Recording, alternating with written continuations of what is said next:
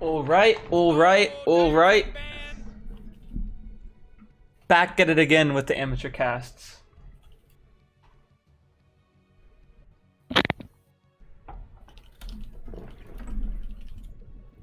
Got a Phoenix first ban here. Let's see if Wednesday morning switches up their bans this time go around. They've been pretty adamant on banning PL in the first phase. Let's see if that doesn't change. There's the Wyvern. That's pretty normal for them as well. How much you want to bet PL third ban? Here it is. And? Radiant team ban. Come on. Make me look smart. Be right back, just a sec. Woo! PL! God damn, I'm good. Great start. Great start for this cast. I'm very excited about this. Fucking brilliant. Let's see what the last ban is that's gonna come out from Polar Ace here. You got 10 seconds left. We have a silencer ban coming out from them previously. Maybe something they just simply don't like to face right now. Maybe they have an idea with what they want to do with their team. An Enchantress ban coming out first phase. Very solid hero in the laning phase. I'm not surprised to see that ban. Just an annoying hero to face in general. Opens up a lot more flexibility for being greedy in the safe lane. Wednesday morning starts off the picks with a first pick Earthshaker. Pretty versatile. Can send it off lane, and it's a good roamer early. Can get some kills on mid if he finds someone out of position, but also is a very good defensive stopper in terms of stopping combos from the other team and what have you, and is a great source of some counter initiation. Polar Ace is going to kind of do relatively the same thing. A safe pick with opening up with a Vengeful Spirit. Let's see what they want to combo that with.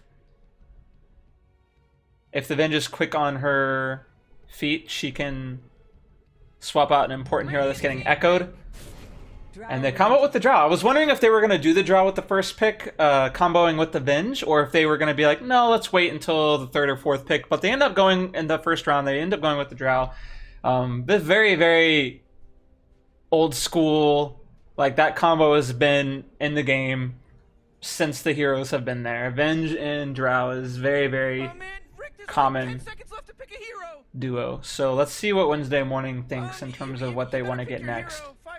Furion is still in the pool. Wouldn't be surprised to see that. But then instead they go with the Centaur War Runner. It's not terrible.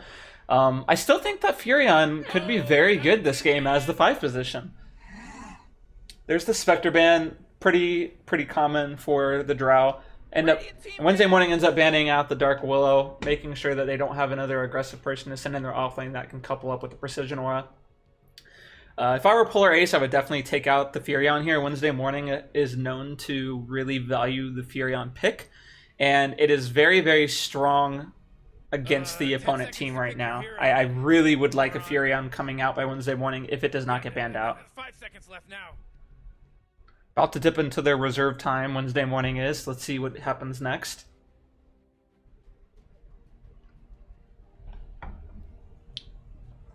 Still a lot of aggressive offlaners in the pool. Wraith King is still there. Tiny is still there. I'm surprised Tiny got through the first phase. I think Tiny would have been just as good, if not better, for Wednesday morning over Centaur. I think it would have been a fantastic offlaner. And or it could have been sent mid. It's a very flexible pick, and that's why it's so strong. Not only because it fits the meta right now and just bursting heroes from 100 and 0, but it can be played mid. It can also be played offlane. They end up banning the Mirana, thinking that that's just the flexibility of it, the mobility of it is very, very strong. Polar Ace ends up banning Tusk, and then they snap pick Alina. So it looks like that's going to be their mid, coupling up another ranged hero to follow up with the Drow Aura. Again, I still think Nature's Prophet is a super value pick here.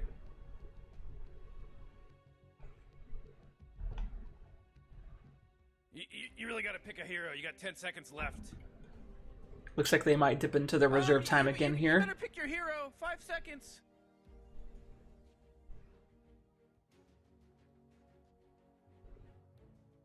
The one thing that Wednesday morning does have going for them so far is that it is hard to burst them with Lena. I mean, she wants to use Laguna Blade, she wants to use Dragon Slave, and she wants to kill someone really quickly. And with the first 2 picks coming out, it's going to be kind of difficult for them to do that.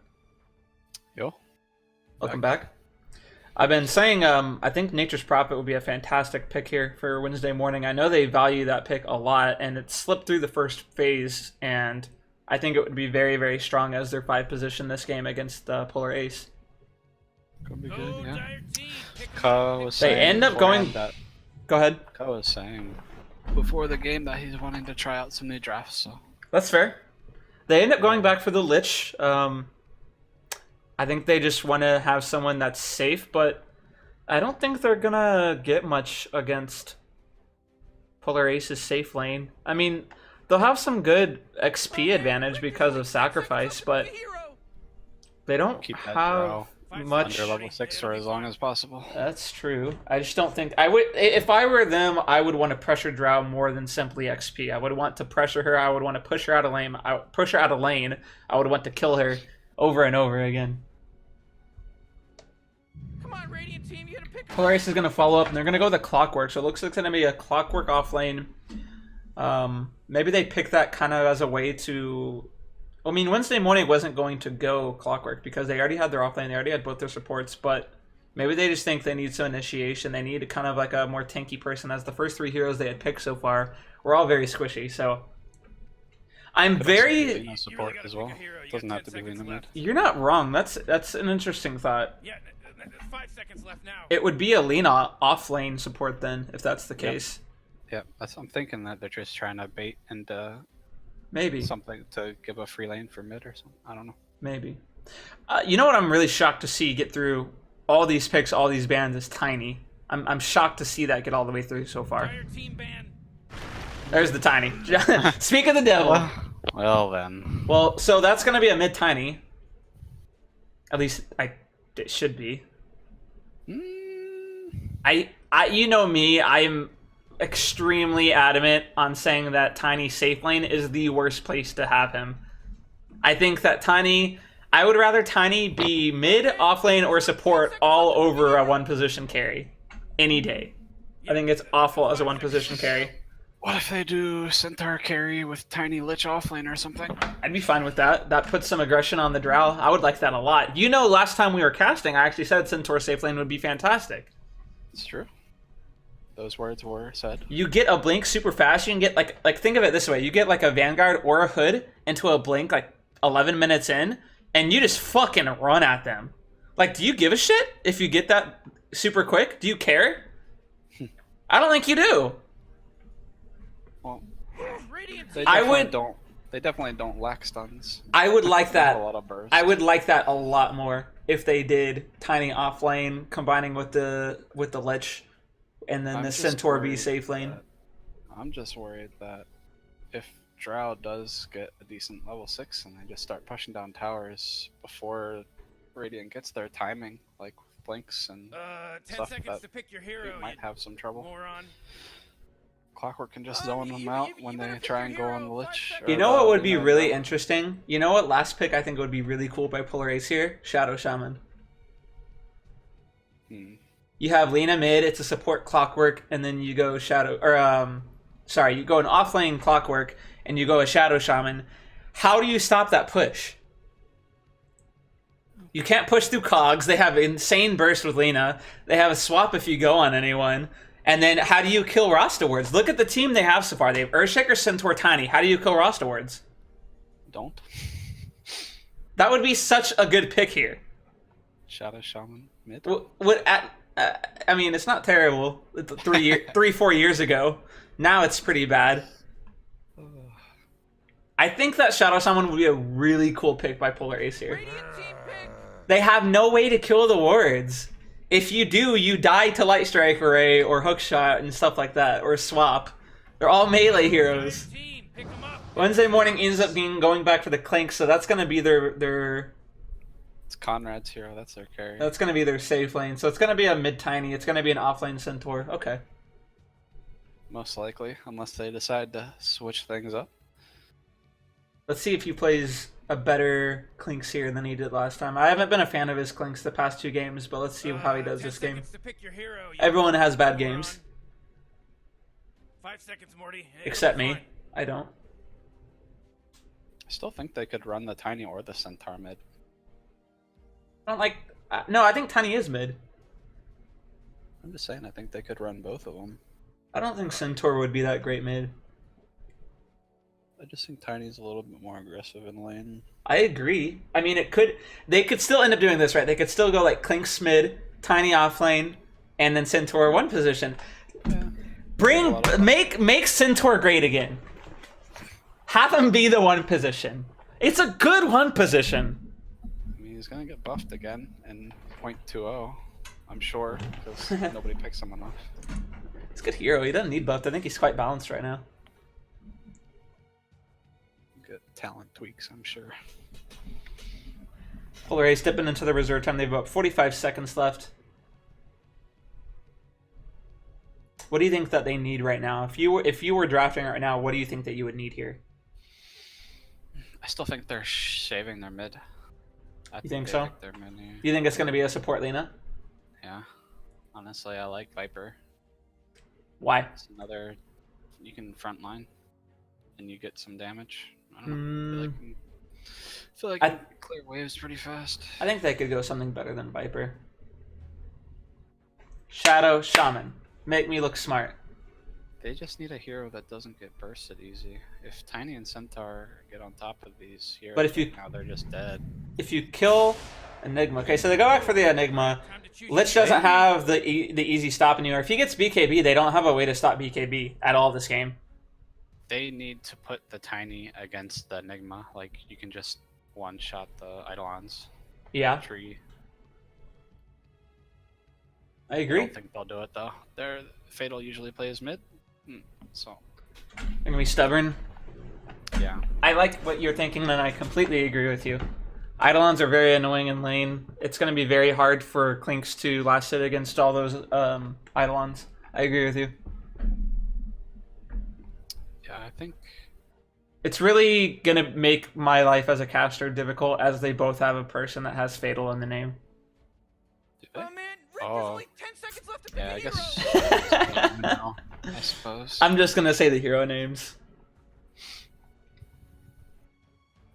Yeah, Nika's their mid, so it's the Lena mid. As kind of standard. So it is going to be a support Clockwork. Yep, it's going to be the Enigma and Clockwork top, I believe. It's a very safe lane. Like, they're Yeah, not going to get any kills, but they're not going to die either. At least they shouldn't. Both teams are just doing standard stuff, which I think is good, but I think that... I don't know. Shadow Shaman would have been amazing. So good. Would have been so good. How do you stop that? You don't. You don't. I mean, Enigma's going to have a hard time until BKB. He should go first item BKB this game. They have no way to stop it. Alright.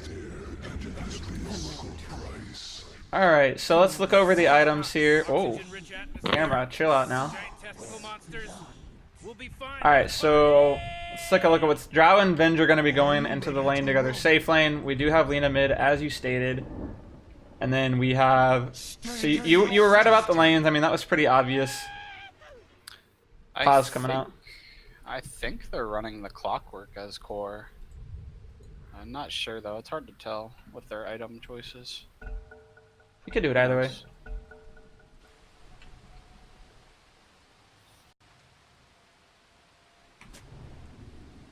Let's see what happens here. Well, they know where the Dire Ward is. Lich got his ward down first, so they know where the ward is. Centaur is running 3 Mangless top lane, trying to just have a lot of that static HP regen. It is going to be in our Shaker top lane to try and combo with them, so it's going to be hard for them to get a kill on that top lane. I mean, Earthshaker's not... Like, they have a Drow and a Venge. Those heroes are both going to be able to just sit back and get attacks off. I don't see how they're going to get someone caught out with Fisher. They're actually putting the Lich bottom just to kind of mitigate the Enigma presence. Like, counteract the denies with his denies? Yeah. Eidolon cooldown's less, though, for quite a while, so... Yeah. Experience is going to be going in favor of the Dire for a bit. Let's see if Lich is able to snag this bounty rune. Nope, he pussies out. Level cogs? That could have been a kill. I don't think it would have been a kill. You really don't want to level Malefice as Enigma level 1. You really want to get those denies in place. I mean, that's why you're sending that hero there anyway. Okay, use the cogs to proc the creep wave. Yeah.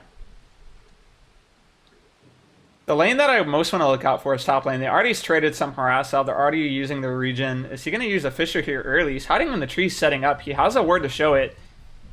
The Venge is off to the trees. Is he going to throw the Fisher out? Maybe after this creep it dies? Nope. He's pumping it. Oh, they see him. They see him. Now that they know where he is. So they did send the Clinks mid. They did send the Clinks mid. Yeah, they really just want that tiny against Enigma. Like Yeah, just like you stated, yeah.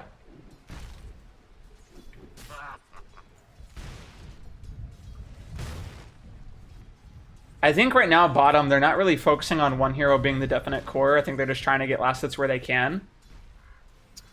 It looks like both of them are just kind of getting the last hits. I think that Enigma's farming as a priority, but it looks like they're both just trying. Tiny is going to do super well on this lane. Get a level of frost armor up, and The Clinks is also going to do a lot of work until Lina gets a couple levels. He's already about 100 net worth ahead, so he's already at 8-1 versus Lina being 5-0. They should have seen that sentry. He should have sent him one out, or support should have sent one out. He could have gotten some worth tango going. Worth tango, dude. Fucking worth. Top lane still, there is some kill potential if the Drow gets too much out of position. I just don't see it happening. And this Centaur needs to be trouble. He's in trouble. The Fisher comes out to stop it. They might get the turn kill onto the Venge. They do get the turn kill. Does Centaur pay for it? He does not. And bottom lane cogs come out, but they're not going to get a kill. Or do they? They throw the avalanche. There's the tree hit and lives with 1 hit left. Oh, that's got to hurt so much. Very close. Very close. Salves up. He's going to be okay. They're trying to get the kill on the Drow. They're not going to get it. There's the wave of terror. The Fisher comes out to zone him back. Then just still being aggressive. I don't think they get the kill even if they throw the magic missile out, though. A lot of pressure coming out early on both lanes. I like it. It looks like Lina has a salve coming out on the courier with another null tally, so she's going to be up at full health, but she needs to be a little careful. Klink's really showing off the damage disparity there early. Looking at 15-4 versus 8-1. That's a very substantial lead early after this many creep waves.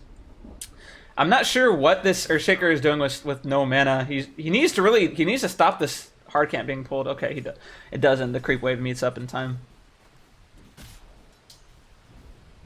Not sure why Venge is letting this Earthshaker clarity. He can just throw a wave of terror out to stop it, and he should see this. It's daytime. Don't know why he's letting this happen. Avalanche comes out bottom onto the Enigma, but a battery assault to stop the Lich in his tracks. Make sure he doesn't get anything more. And it looks like Earthshaker is going to try and rotate mid to get a kill, but there's a ward showing it. They never dewarded it, even though they got the Legion, or the Radiant team, excuse me, got their ward down first, so they should know that Dire has an obs there if they were paying attention. Another Earthshaker bottom, continuing the pressure, just throwing out all that harass on them. They're both at a 3rd HP, but it looks like they do have a salve left on Enigma, so he should be fine. Drow is starting to pull ahead top as expected. She kind of has a decent lane against. Right. 2 melee heroes, it's going to be that way. Earthshaker does make his way back top, so that should put some harass. With the Venge being gone right now, I would be very aggressive on this Drow right now. I would throw a Fisher out right now. It's going to be too late as the Venge does come back. They're still going to try it. No, they do see the Venge now. And it looks like they're both going to back off, although this Earthshaker may be in trouble if they get a stun off. Do they go for it? No, they do not. Radiant's middle tower is under attack. Lina is getting some levels, and she is starting to catch up now on last hits. It is 20-6 versus 16-3 now. So, catching up with Dragon Slave. Invis Clanks mid just has to dodge the LSA. Did he not dodge it? Nah. Rip.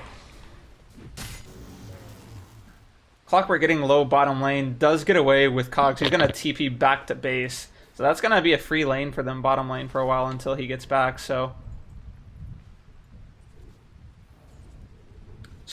after a little bit of an aggressive start for both sides, it's kind of calmed down a little bit. which I think if the more calm it goes in the laning phase, I honestly think that favors the Dire team. I mean, once Drow gets some levels and they get a BKB on Enigma, how do you fight them if you're the Legion team? Not sure. Earthshaker does manage to snag that rune. They're going to go for this kill. They go for the Fissure any second now. There's the Fissure. Following up with the Hoof Stomp. Where's going to be the Double Edge coming out? Oh, gets the Magic Missile off, but he should still fall to this. There it is. Finishes him off. Blades him in the face. To dead binge. Forcing the Enigma in the jungle right now seems kind of weak. I mean, the They Tiny might- is super good in lane against him, so... They might be doing this to get the Clockwork of faster level 6, considering the Enigma can farm neutrals very, very quickly. It's less XP, it's less last hits. If I were the Enigma, I would be using his Eidolon conversion on the creeps that come through, and then bring them over to the left to farm that camp. Instead of using them to kill a neutral creep, I would use them to sacrifice still, but not sure he's doing that. I think he's coming back to lane now, though. And Clinks is actually pulling further ahead again in the mid lane. The Lina has not gotten a last hit since I updated you earlier, still at 20 last hits. My spirit echoes. And I do apologize, I missed the kill bottom lane on that Lich. It looks like it was just a symbol of Malefice into Battery Assault and Cogs, finishing up the Lich there.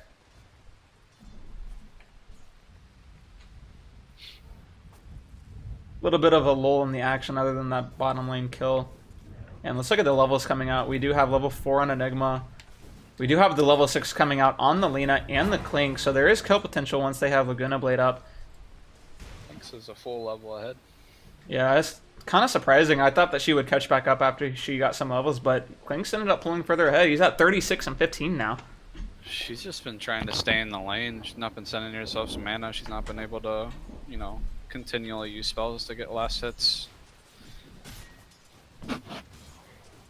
Are they going? It looks like Earthshaker is trying to position himself for a possible Fissure block here. Did they go for it here? The Drow's getting very aggressive. Oh, the Wave of Terror scouts him out though, and he's going to back up.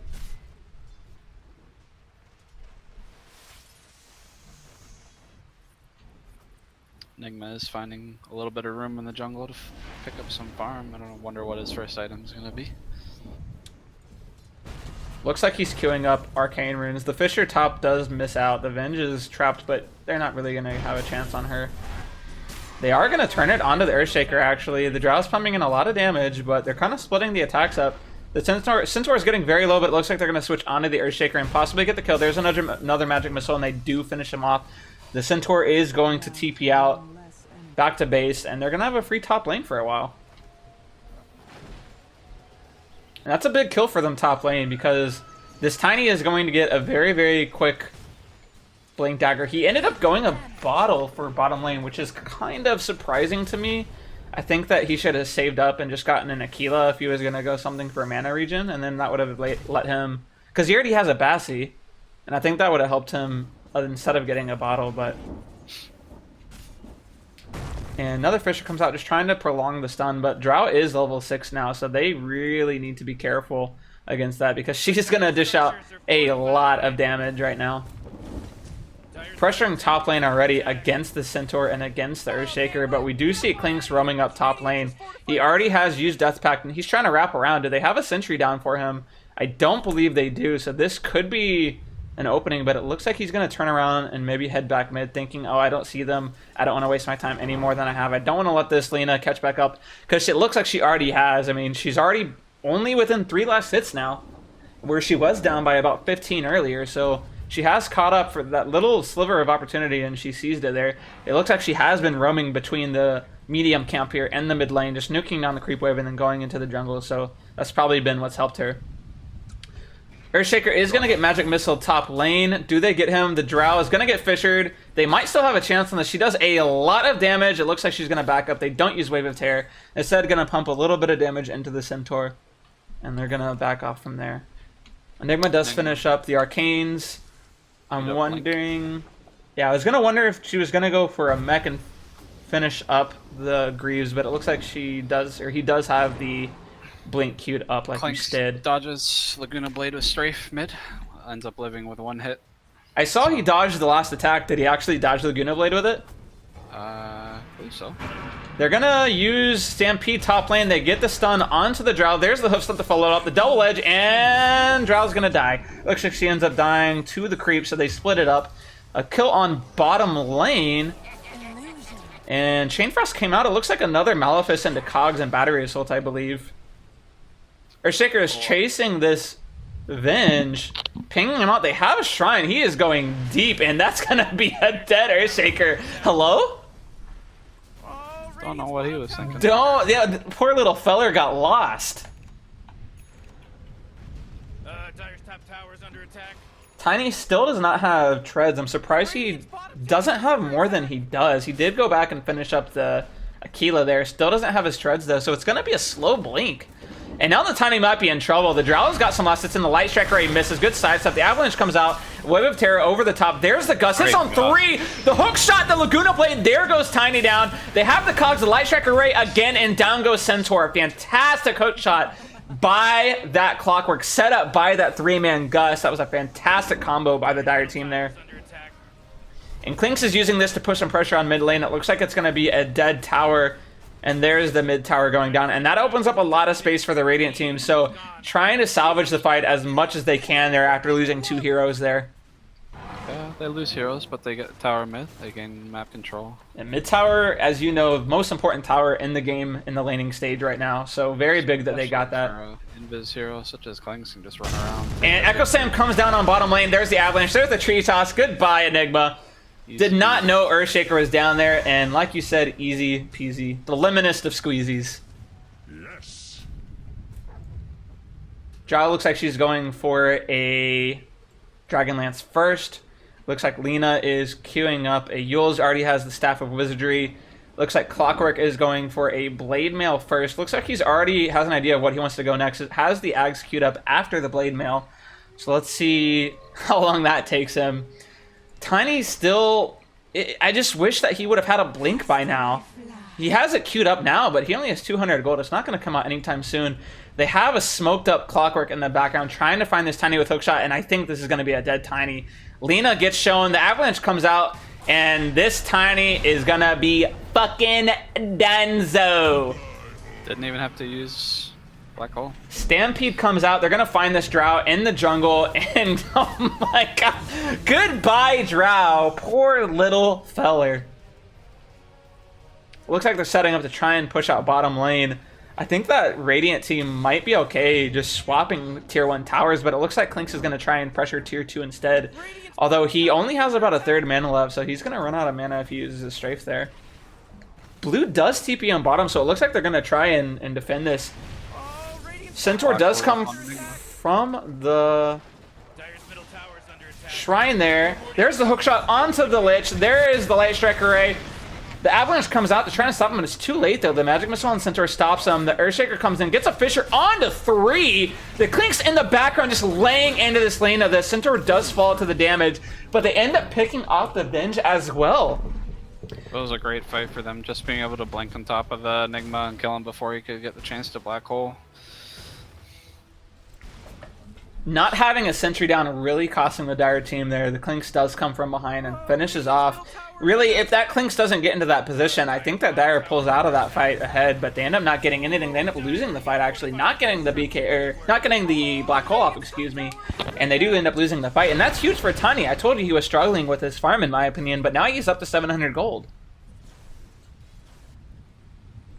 Working towards that blink, slowly but surely. 14-minute Deso coming out on this Klinks. He is about to rip through some buttholes. Oh, yeah. It looks like they may set up on this Tiny if they Black Hole. I think they could get that kill if they go for it. Avalanche comes out just to put some harass on, and Earthshaker's there now, so they're not going to get a Black Hole at this point with Earthshaker being there. 30 seconds into runes, and Earthshaker's trying to set up, but they have vision of him with that ward coming out right here. So he needs to be very, very careful.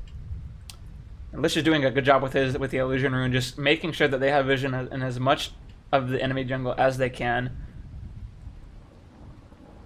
Yeah, looks like Dire's been keeping up wards slightly better. Radiant wards are about to expire in a minute or so. And looks like Earthshaker and Tiny are getting ready for the runes. Venge is right next to him. There's the Wave of Terror, finds 2 of them. Avalanche comes out, is gonna hit, but they don't see him. Magic Missile, Gust on 2. This is a very bad fight. Nice Stampede. They get the swap onto the Earthshaker, but he's gonna Echo. They're not gonna get him. Oh, they do hit him with the Light Shaker Ray, and they do finish him off. I'm surprised they swapped the Earthshaker over the Tiny, though. Yeah, definitely a misplay. Maybe Tiny was out of range. I don't know. Maybe. Swap, so. Maybe. You could be right. Very small range on the level 1 swap, so that could be true. Looks like they are going to finish up the top tower, and they use their glyph to try and stop the bottom tier 1. I think they could rotate and defend this one as well. And it looks like they're just going to give it up, thinking it's not worth it at this point to try and force TPs there. And Radiant in the midst of that fight did get down a ward, both that one's about to run out actually, excuse me, but they did get one in their jungle on the right side.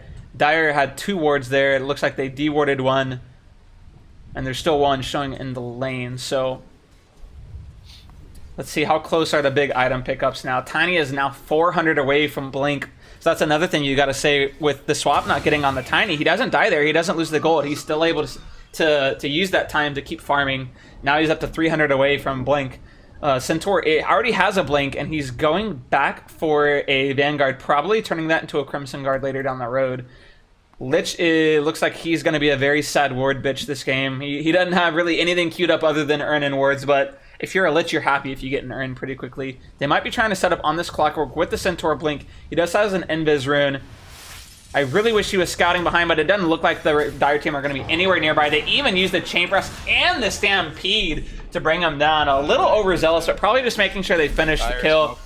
Light Strike Array, the buyback onto the Clockwork. The Black Hole comes out, and that's a dead Clinks. And that kind of goes back to show you they don't use that Invis rune to scout where the Dire team is. They have no idea where they are, and they end up losing a Clink. So, yeah, they get a buyback out of the Clockwork, but he dies.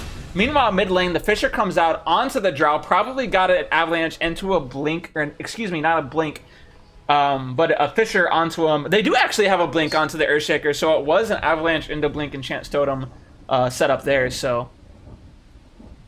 We have a lot of big item pickups coming out from the Radiant team. They do have Blink and about 30 gold onto the Tiny. They have the Deso onto the Clinks. As the BKB queued up, so they're going to have a Blink on Earthshaker, the Centaur, and the Tiny. Looks like they might try and set up onto the Venge. There's the Stampede. There's the Enchant Totem. There's the Fisher as well, and that's a dead Venge. Surprised he didn't throw out a Wave of Terror to at least delay the Blink daggers. Maybe didn't see it in time.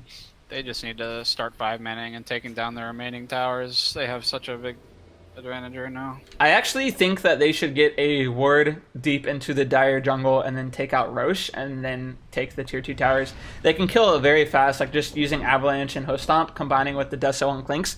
They could kill it very, very quickly. And it looks like that might be what they're going to try and set up for. It looks like they're going to pressure this tier 2 top. They do have a ward onto the cliff there, or not the cliff, excuse me, the little plateau next to the Dire tier 1 mid. So Clinks is deciding to kill this camp instead of defending the tower. It looks like they are smoked up on both Lich and Tiny. Might be trying to set up something, but Dire's staying away from it, thinking they might know what's up.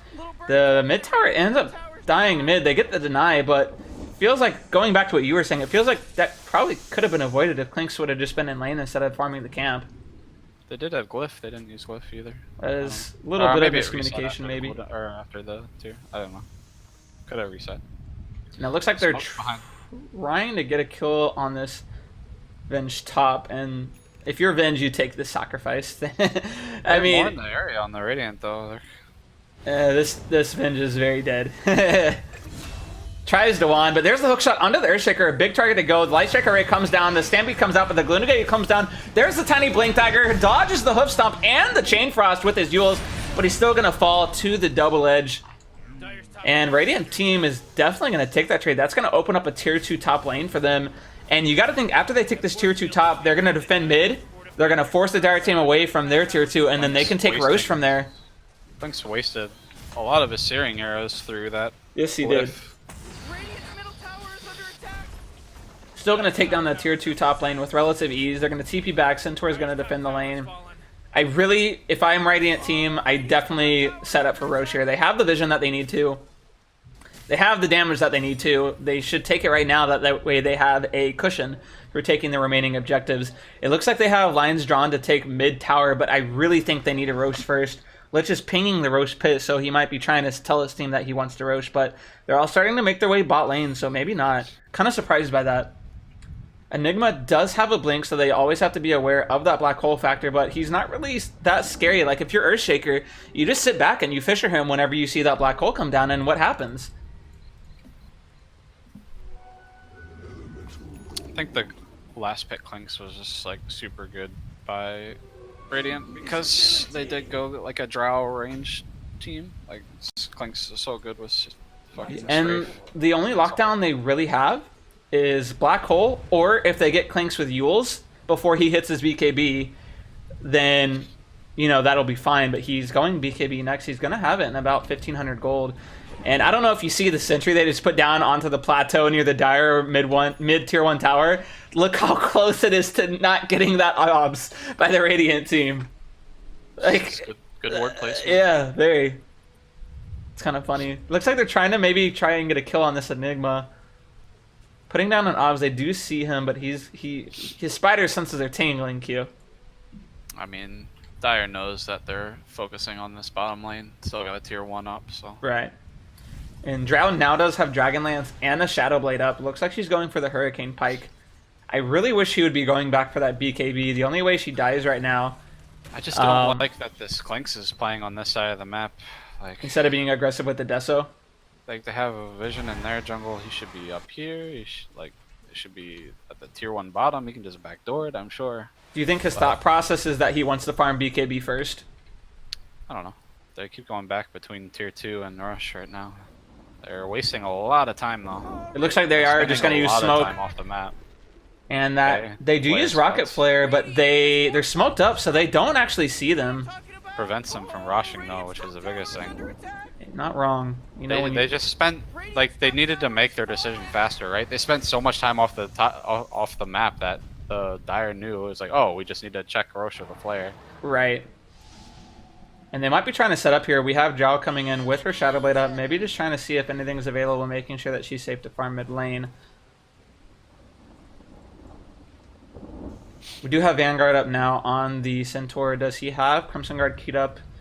He actually is going back for a pipe, which is quite good against the enemy team, really mitigating a lot of Lena's damage early on.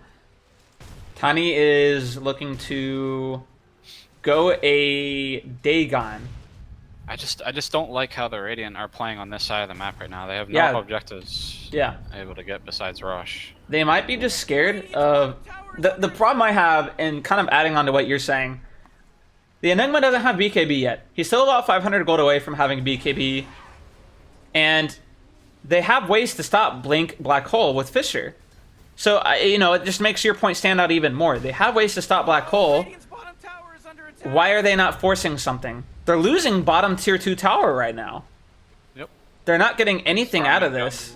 All 4 of them sitting and I completely agree with you. I think they're wasting their objective timing. They have a timing right now to really take advantage of the Dire team, and they're not hitting it. And I think they're really going to regret it whenever the BKB comes out of the Enigma. they just TP'd all 5 bottoms, so. There's the Stampede coming out onto this Drow, but she has the Shadow Walk from the Shadow Blade. They don't get the dust on her from the Centaur. Oh, that's gotta hurt so much. And there's a PSA for you cores. Carry dust. Yep. If you're a tiny, you gotta carry dust. That's a kill on Drow, which means if you get a kill on Drow there, that's a kill on Roche. Yeah, they're spending a lot of time mid. Dire's forcing that bottom lane out again. They need to either take this tier 2 mid or take Rosh. Right. But instead they're walking around. They're not doing anything. Oh boy, They are really Farming wasting the timing that jungle they had. again on Yeah. the fucking Radiant side. Still doesn't have his BKB up, and Ben just coming around the back end, no, just getting a ward down. Clink's not with his team mid. Yeah, if they go on mid right now, they win the fight. There's no way Clinks is able to help. There's the hook shot. They're gonna find the Lich, and I think that you take this kill if you're Dire. They're not playing together, and Dire is splitting the map better. Radiant is not playing on the right side of the map. I agree. Couldn't do much about Radiant's bottom tower, could you? The Blinken from Earthshaker, is he going to find anyone? Uses the Fisher, gets it on the wrong side of the Vengeful Spirit, but they're going to find the Enigma here. There's the Hoof Stomp. The Double Edge is going to come out any second now. There it is. The Enchant Totem comes out as well. The Echo as well, really trying to finish off this Enigma so he don't get Black Hole off. They do finish off the Venge on the back end as well with the Tiny combo. The Stampede comes out, just making sure they get away from the Drow. The Fisher comes out to try and stop the getaway. There's the Hoof Stomp to try and cancel it out, but they're kind of splitting the fight. The Stampede, or the Tiny combo, excuse me, comes out to finish off the Drow, and Radiant really needed that. They didn't even have the Clinks the whole time, and that really hurts. They die all with having their ultis. They die with Black Hole down. They die with having Swap down. They're gonna find this Clockwork as well, and there's the Avalanche Toss combo. Uses the wand, but he's just delaying the inevitable at this point, really wanting the Tiny to get the kill there. I think they played that really well, that fight, and getting those picks and focusing the Drow and making sure they're getting those priority kills. Yeah. But I don't like that Clinks was just sitting top the whole time, not accomplishing anything when he could have, I don't know. I agree. They get mid tier 2 here. I think they really need to go Roche. I don't know why they haven't Roche yet. They still have a tier 1 bottom. They need to play on the Dire's right side of the map. They need to get Roche first and then go on the right side of the map. They have BKB up on Enigma now. It's kind of scary. They'll be checking with flares. They'll be ready to fight now. It's very scary. They could kill it before the Clockwork comes up, though. Oh, they're just deciding to farm. I don't like it. And the Tiny is going for a Dagon. You want to talk about it? I feel like if he's going full out damage, he should have gotten his level 10-30 talent, especially with the Echo Saber. Yep.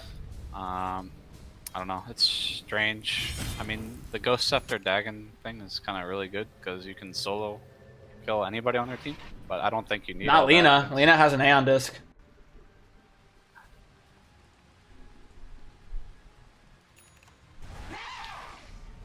This is how I think about it. If you're gonna be able to kill someone, you should be able to kill them with Echo Saber, Avalanche Toss combo with your Tree Branch. You don't need a Dagon to do it. Regardless, yeah. I mean, yeah, Venge went her 15% magic resist talent, but like, you're still gonna be able to do it if you get the blink on them. You probably get a lot of, like, you get Drow probably down to 20% HP. You're not gonna get Lena because of Aeon Disc, and you probably do the same thing to Enigma. You could probably do it if with the Tree Branch Echo Saber combo. You probably do get those kills, I think. The Centaur actually does go back and finish the Crimson Guard like I thought he would. Still has the pipe queued up, but he did finish the Crimson Guard first, which is very, very strong against the, for the Drow, excuse me. Lich is in plain vision on this bottom lane. The Magic Missile comes out on the Earthshaker. This Venge is going to die, though. It looks like Enigma's just getting the hell out of dodge. Sacrificial Venge. Feels bad, man. They need to let Lich have the skill. Yeah, he used an Iron Charge there. Get him out! Creeps are killing him! He's gonna no! Oh, he echoes to save the Lich! He had to echo to save him! It's a little rough. Oh my but, you god. Know, gotta protect the little man. There is the Echo Saber toss combo, and the Dagon still doesn't kill the Clockwork. Does finish him off. Stampede comes out to try and get him out. He didn't even kill him with the combo with Dagon onto the Clockwork. Oh, about fucking time, dude. Clockwork dead. We got it, boys. Clinks with no mana to start is not using his clarities. This row should have happened 15 minutes ago. Agreed. Like, they got Adesso at 14 minutes in. They should have done it right then and there. This tier 1 tower bottom's also been half HP for like 15 minutes as well. Yeah, Clink should use the shrine, whichever shrine they have up. Bottom shrine's up in 50, but they have the top shrine up. I would go shrine top and then run and get the bottom shrine, which would be up right when they rotate, and then all go bottom as 5. Yeah, they just need to push out their lanes and get the free towers bottom. I haven't seen a single black hole this game. It's 30 minutes in. They black holed once on the Clinks under the tier 2. Did they? But that was it. He's waiting for that big black hole, man. He's got the blink, he's got the 10-second BKB, he's ready to go. You know, it used to be where, you know, Enigma was played as this person that you wait for like a 2 or 3 man black hole, and now a lot of the times people just use it to really focus down one specific target, like using it specifically on the Clinks, which I think would be the better move for them. I think they have the clockwork for that though, just to get that solo target, and they need to use the Enigma second to follow up after the clockwork. After people try and funnel in to help them? Yeah. Maybe. Well, Dire sees the Radiance movements. Good ward bottom. All 5 of them heading for that tier 1. Enigma's chilling in the trees. I'm sure he'll start cutting the wave here. Dire is trying to take on this tier 1, or Radiant is trying to take Dire's tier 1 bottom lane. Is going to clear the creep wave bottom, like you said, and it looks like Dire's setting up to take tier 2 top lane.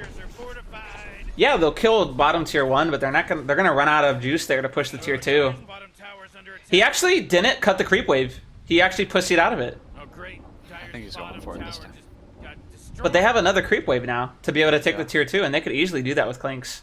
He's still not gonna do it. I don't think he's gonna clear it still. He is gonna do it. He did do it. But I don't know why he waited an entire creep wave. And this Midnight Pulse is not going to clear it. He's trying to drag it back, but that's not going to clear it. They're still going to get that tier 1. There's the Tiny going onto the Lena, pops the Aeon Disc. Magic Missile comes out. Stampede makes him dodge the Echo onto 2 heroes. Fisher as well. The Dagon comes out. Down goes Lena. Throws the tree. Gets the Venge very low. The Yules comes out by Earthshaker. The Enchant Totem misses. Magic Missile comes out, but they're still going to drop down the Venge. Clinks is still pushing out the tier 2 bottom. Forces out the Glyph as well. And Radiant is really pulling the Dire team apart right now. I don't know where Drow's been this entire time. Drow looks like she got her Hurricane Pike up, and she has BKB queued up. She has a Blink queued up after that as well, which is interesting. I don't know if that's the right choice.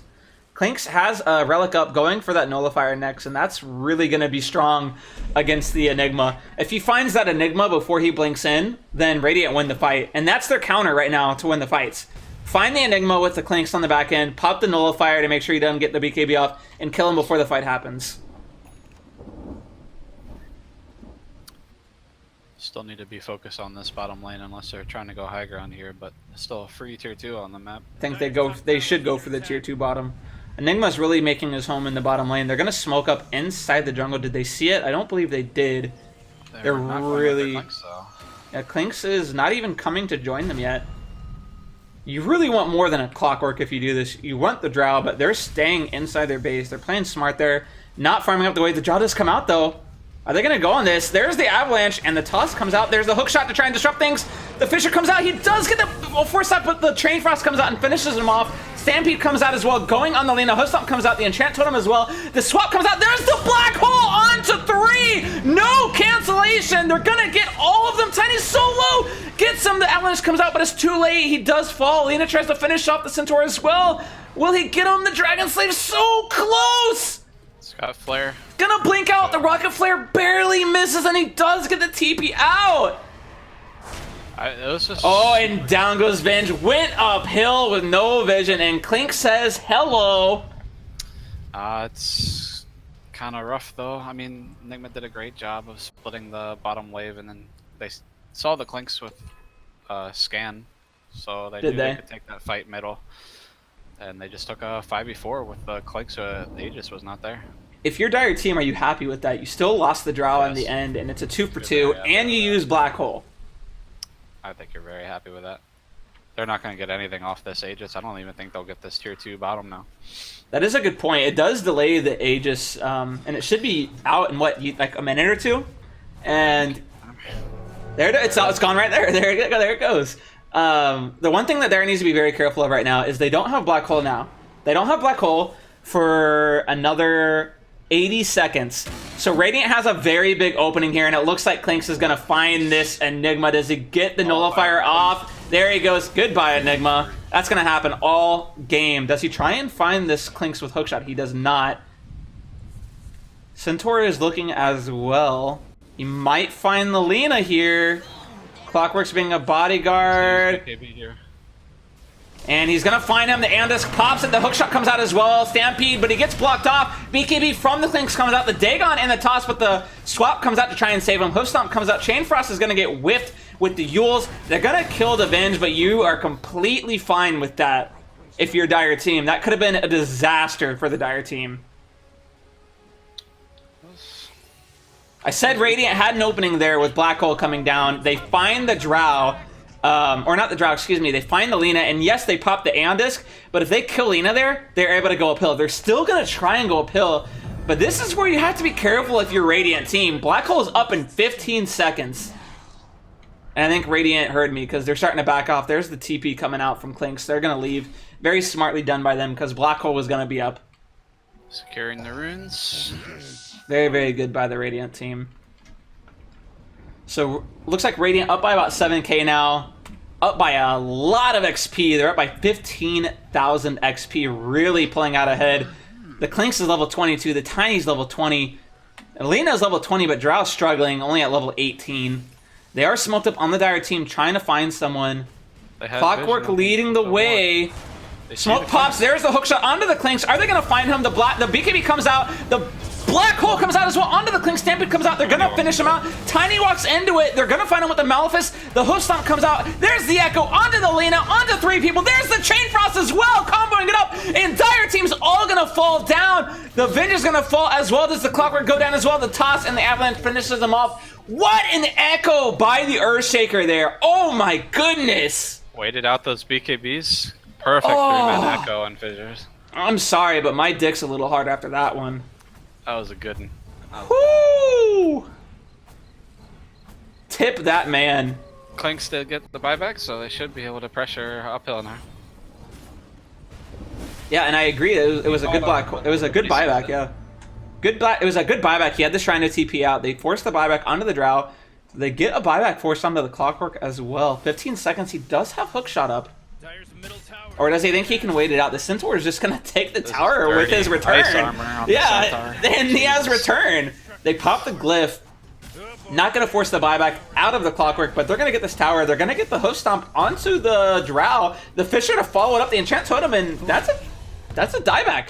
It's an easy kill with the gem on Centaur. That's 2 racks. That should be tier 4 here.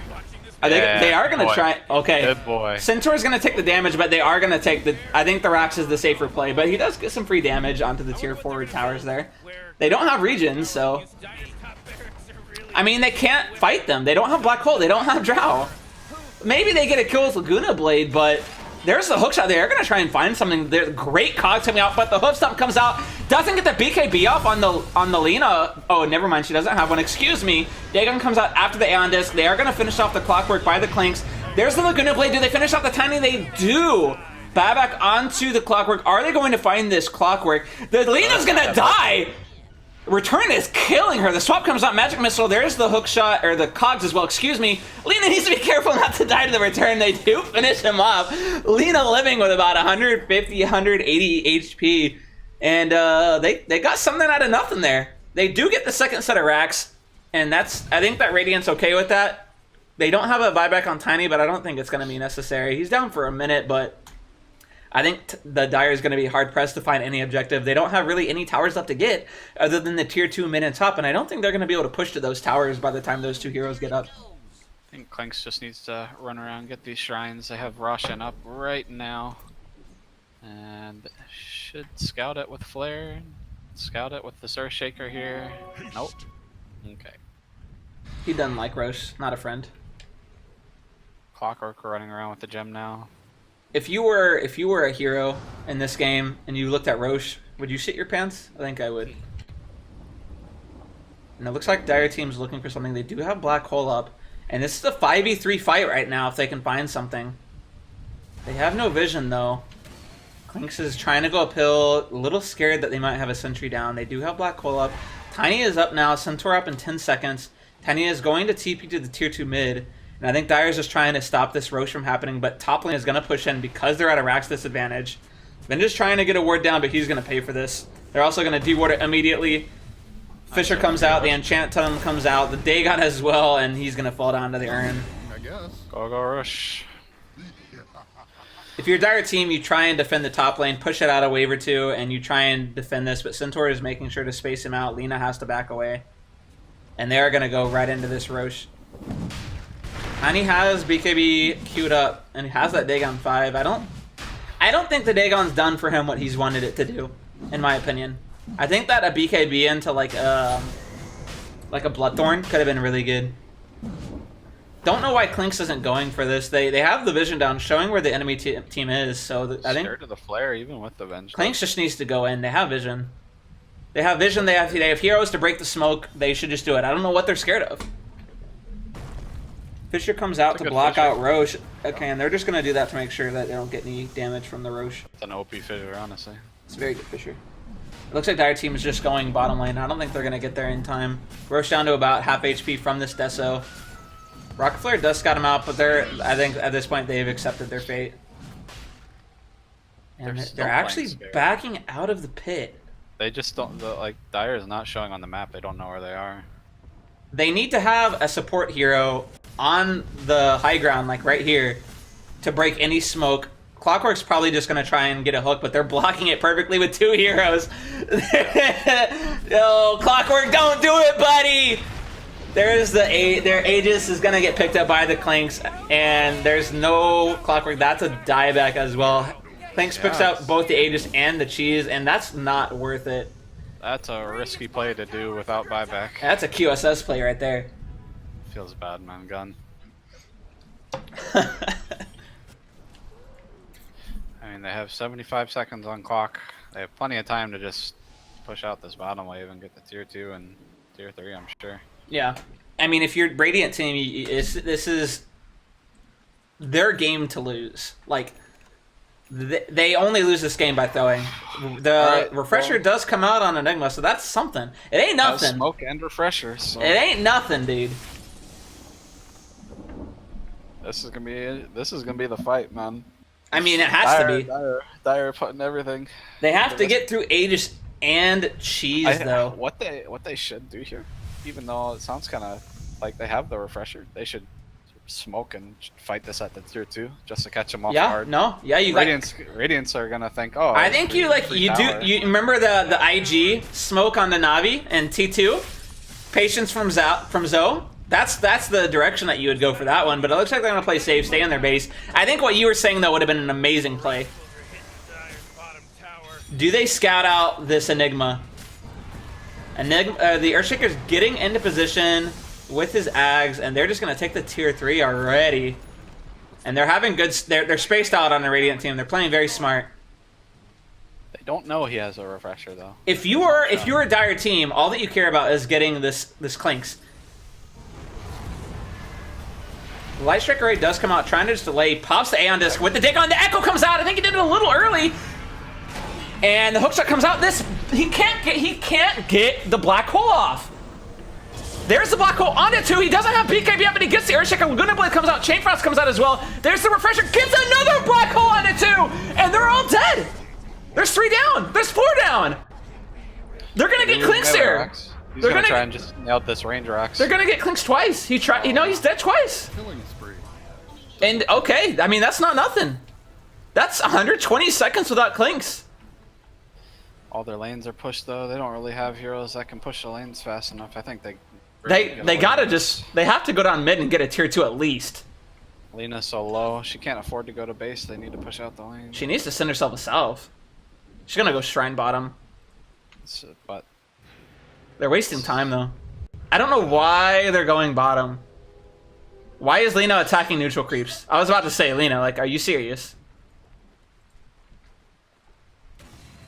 And they have the Lich alive for the ice armor slow. It's going to be very hard for them to It's gonna be dirty. accomplish anything here.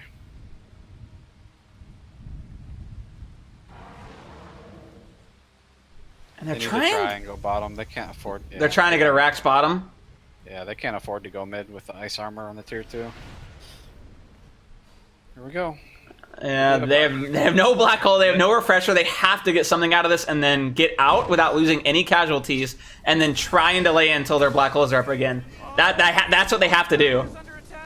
They're gonna have everyone but Clinks up. Ice armor on the racks here when the tower dies. Coming out. Centaur does blink in, there's the tiny, and they're gonna use Stampede. Gets the stun, but misses the... Oh, Lena, you are too far out, my friend. Andis does pop, but he's gonna fall anyway. Clockwork hooks out. They do get a ranged Rax, or a melee Rax bottom, but... I think that's good. They got something accomplished on. Lena does have buyback as well, and they didn't lose anyone else. So, for the position they're in, I think they take that, right? Yeah, for sure. I think that if you're Dire, you maybe wanted a little more, but you're happy that you at least got the melee racks. I mean, I'm pretty sure, like with the mega creeps in 2 lanes, that Clinks just waits in the sidelines and BKBs and gets that last Ranger Axe. Yeah, it's at half HP. I mean, he can go like with. They don't have. They do have whiff. Venge does have gem and ags now, so that's pretty good. Centaur does have the pipe completed, and he does have enough money for ags, but he looks like he's trying to save up for buyback. Clink's just trying to find someone. It looks like he's going to find the clockwork, but he's got to be very careful of the blade mail. Might go for the Venge instead, but they did get that sentry down just in time. Radiant's just going to help push out the waves. They need to take the shrines and just wait for the next rush if they want to play safe. Right. And I think that what they want to do right now, everyone on Radiant has buyback other than Clinks, but he only needs 500 gold for it. I think that if you're the Radiant team, you wait until Clinks has buyback and then you make your move. I am also surprised they're not giving... Oh, nice magic missile dodge, but they get the hookshot and the cogs off. He uses BKB, but he's going to die very quickly to the Drow, and he doesn't have buyback. Dire's middle tower's under attack. I mean, that's a big kill for the Dire team. I mean, they're not scared at this point with Clinks off the map. Some small buildings dying in the Dire base. They do have Ags up now on the Centaur.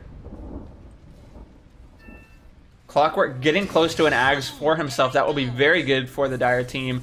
Zhao did finish her BKB, and she ended up not going for the blink that she had queued up. She's actually going for a sheep stick, which I think is interesting, but I don't think I like it. The only person you're really looking to use sheep on is Clinks, but he has BKB himself, and then if he nullifies you before you get your BKB off, you're not going to be able to use it anyway. I think that if I were... Go ahead. Just to be able to push out the waves better. Just what, with tank sheep? up a little bit. No, with Ags. Oh, I personally would have liked a butterfly on him to dodge a lot of the Clinks damage. Because he's been, the past couple of fights, he's done a good job of not getting hit by Tiny. And I think they do find the Enigma in the base without buyback. Oh, goodness. I know they were smoked up, but I didn't think that they were going to find anyone. And they're going to try and get a tier 2 mid. I think they're going to get it without a problem. And they're going to back up after that, not knowing where the Dire team is at this point. Especially with top lane pushing in again. Clinks is going to be up in 5 seconds. They have a minute with Enigma on the sidelines, but he's going to have buyback in about 5 gold. So hold your horses. He does have buyback. Axe comes out onto the Clockwork. That's a big pickup for them. Having that ulti only on a 12-second cooldown is very, very good. There's a DD bottled on Tiny, though. Oh, goodness. Omega, yikes. Omega. The Omega-ist of yikes, dude.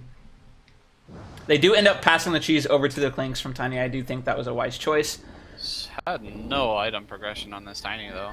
Like, Yeah, well, he went for the Dagon 5. They do use Stampede trying to find this Drow. They do see her, the sheep that comes out, and there's the Hoof Stomp to follow it up, and the Hurricane Pike's not going to push them in the right direction. They do get the Avalanche and the Dagon combo to finish off. The Clockwork tried to come in to help him with the hookshot and the cogs, but it wasn't enough. They do force the draw buyback as well. I did hear the Clinks use his cheese as well. Probably took some damage from the Blade Mail, I'm assuming. They do use a smoke on the back end. The Enigma's not smoked, though. The smoke does pop. Dodges the Light Striker Ray. Hook Stomp pops the Aeon Disc. That was actually quite a good play. Drow taking a lot of damage from the return. Gets him down to about half health. There's the swap back. They're going to use Midnight Pulse. Magic Missile comes out, and I think they're just leaving him to die at this point. They're not going to finish him. How does he blink out of that? Malefice up on Enigma. They just How does he blink? A little rough. Little rough, man. And this comes out onto the Earthshaker, and now they have a Dagon on the Lich. I don't like these Dagon picks up. I'm gonna be honest with you. I think there's no point. Like, you can get other items which help your team in much more diverse ways, in my opinion. Like the Lich. You know what would be really good on Lich here instead of a Dagon? A Vlad's. Pretty good. Shiva's does come out onto the Lina. And I don't know why this Lena hasn't gone either a BKB or Lincoln's. BKB would have been very good, would have stopped either the sheep or the nullifier. I mean, he would obviously be able to pop it by using sheepstick and then nullifier afterward. But Just save him from the opener, so. he has the Aeon Disc, but I just think BKB would have been very good. Earthshaker might get caught out here. Do they swap him? No, they do not. And he does get caught out by the nullifier mid lane. And Drow diebacks. Oh goodness, that hurts. That hurts. And that might be game. Unless Dire gets these amazing black holes again. Like Enigma has to hit like the black holes of his lifetime here. Whew. That's gonna be tough. That is gonna be depth. Picks up the Ethereal Blade on the Tiny, getting another burst combo piece. I guess the thinking, yeah, she died back. She bought back earlier. Yeah. 70 seconds. They're not going to be able to hold off. They're going to have to use their black holes and everything. I think you throw down the Midnight Pulse between the tier 4s. Oh, those tier 4s are just dying. Swap comes out, but on the Centaur does get Stampede out. And BKB is popped by the Tiny onto the Enigma, goes for the black hole, misses the Tiny. They do get the Aeon Disc popped on the Earthshaker, but that doesn't matter. Uses the Refresher, there's the BKB, only gets Tiny again. The Clinks is just ripping through them, and they do buy back on the Lena and the Enigma. Shivas comes out, Echo misses. They get the Enchant Totem off, he's gonna fall, and they're going for the Ancient. The Glyph does come out, but it's just gonna run out. They get the Nullifier and the Sheep, doesn't fall, but they have nothing to stop it, and that's it. GG comes out. That pick off on Drow it just ended it. That's all you can say, right? I mean, it was very hard for Dire to do anything with being so far behind with the racks and shit. I'm gonna get some more water. Talk about the first band when it comes out. Or the first bands. Tell the stream, this is your time to shine, Q.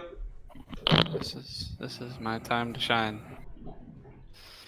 Wednesday morning going with their niche first phase bands. Pretty normal from them. Polar Ace banning out that Earthshaker that A has been playing on Wednesday morning quite a bit with stellar performance, so we're getting rid of that. Last ban, PL incoming. PL is definitely incoming, 100%. If they don't ban it, they want it, which means that they don't have Polar first Ace, pick. which means Polar Ace needs to pick it. I have never seen Wednesday. There it is. I called it in game 1. So Wednesday morning, every game that I've watched them play, every game that I've casted for them, they have banned Wyvern and PL in the first phase every time. Polar Ace does ban out the Earthshaker. Earthshaker did do a lot of work for them. The early blink really paid off for them. Was a very, very, very, very good Earthshaker game by, I think it was A playing it, right? Correct. He played very well that game. I was very solid. Like, I didn't see him make any really like bad plays. His positioning was good. They've been picking him Earthshaker quite a bit in scrims, so it's going to be nice to see how he can perform on another hero. I agree. I think I saw the last game that I casted for them. I think he was playing Earthshaker as well there. Yeah, I just think they need to pick him another hero that can, just initiate and cause some chaos. And Dark Willow. Yeah, Dark Willow could be good. You know my love affair with Dark Willow. It's a really strong hero right now. Yeah, Necro does come out to counter the Tiny first pick. I do like that. And they followed up with a Venge of their own. I think Venge was quite good in the last game for Polar Ace. Had a lot of good defensive swaps to save what could have been an absolute disaster for them a couple times. You saw the pro game where the Tiny got Aeon Disc and could just walk away from the Necro ult because of the status resistance? No, I did not see that. Yeah, if Necro ults Tiny, you could just walk away because between the Aeon Disc and his level 3 ultimate, like, the stun is so little. Aeon Disc gives status resist? When did that happen? Yeah. You get 25%. What? Talk about the picks. I want to look at this. I gotta see this. I never pick Anansi because I'm not a little bitch, so. Disc is like the most OP item in the game for like so Oh, many it does. years of winning. Plus 25% status resistance. Yeah, Huh. on top of Tiny's ultimate. It's I was not aware of that. See, what would I do without you? Probably would be a lot better off in Drow tops. band, Ursa band, Pugna band. You got the Venge swap if he's on his fast. Is fingers. the Break status the combo resist into- is status resist additive or multiplicative with grow? No Like, idea. so it's I feel 50 like it's additive. I want to say it's additive, but I don't know for sure. So like 50% is what Tiny has at level 3 and then 25% on Anansi. Are you saying it's 75%? Yes, Wow. Dire I team pick. think so, but I'm just 4K shit stained, so 5k party MMR shit Come on, stain. Radiant team, you gotta pick 'em right. we don't talk about that. Alright, so we do have a Chen coming out. Very aggressive dual offlaner. So they could send the Necro mid lane or they could do a Chen Necro offlane, which would be very, very powerful. Ka will be playing his Chen. That's his 10 go-to. seconds to pick your hero, you moron. I think that Yeah, 5 seconds left. I don't like the Venge with Chen. I don't like Venge with Chen. I don't think it's worth it. I think that with Chen, you have a very aggressive dual laner. Or you could have Chen be safe lane and Penitence to make sure that the offlaners can't really contest them as much. Or you could... I don't know. I go on what you're what you're thinking. Like I agree, they don't really have a 4 position that. I mean, they could always run the Venge carry, which would kind of throw the. That would be other team off okay. A little bit. I actually would like that. Early towers. I would like that a lot against Enchantress. Oh man, Rick, there's only 10 I think that if it's a Venge support, they're gonna get fucked in the dire team safe lane. Like, they're fucked. I think it's bad if they're putting the support Venge on A because it doesn't really matter what Venge gets. He's gonna swap to save his cores and just like throw his life at them. Venge isn't even that good with swaps this game. Tiny's just gonna combo them anyway, and they're gonna be dead before swap can do I mean, anything. if he's fast, you can swap mid-air. Like if you like precast, you Yeah. can swap it. That's tough though. That's Before he asking even a hits the lot. ground. No, That's it's asking super a lot. hard, but it's possible. I like Polar Aces draft a lot more so far. I think that Necro is incredibly strong. I think that Polar Ace has an insane offlane right now though with Tiny and Dark Willow. They already banned out the Ursa to make sure they can't counter the Enchantress. You don't think they'll put Enchantress offlane? Could Or be you an think they'll enchant. just put Enchantress in whatever lane Chen is and maybe like steal a creep and do stupid shit like that? Could be an Enchantress support.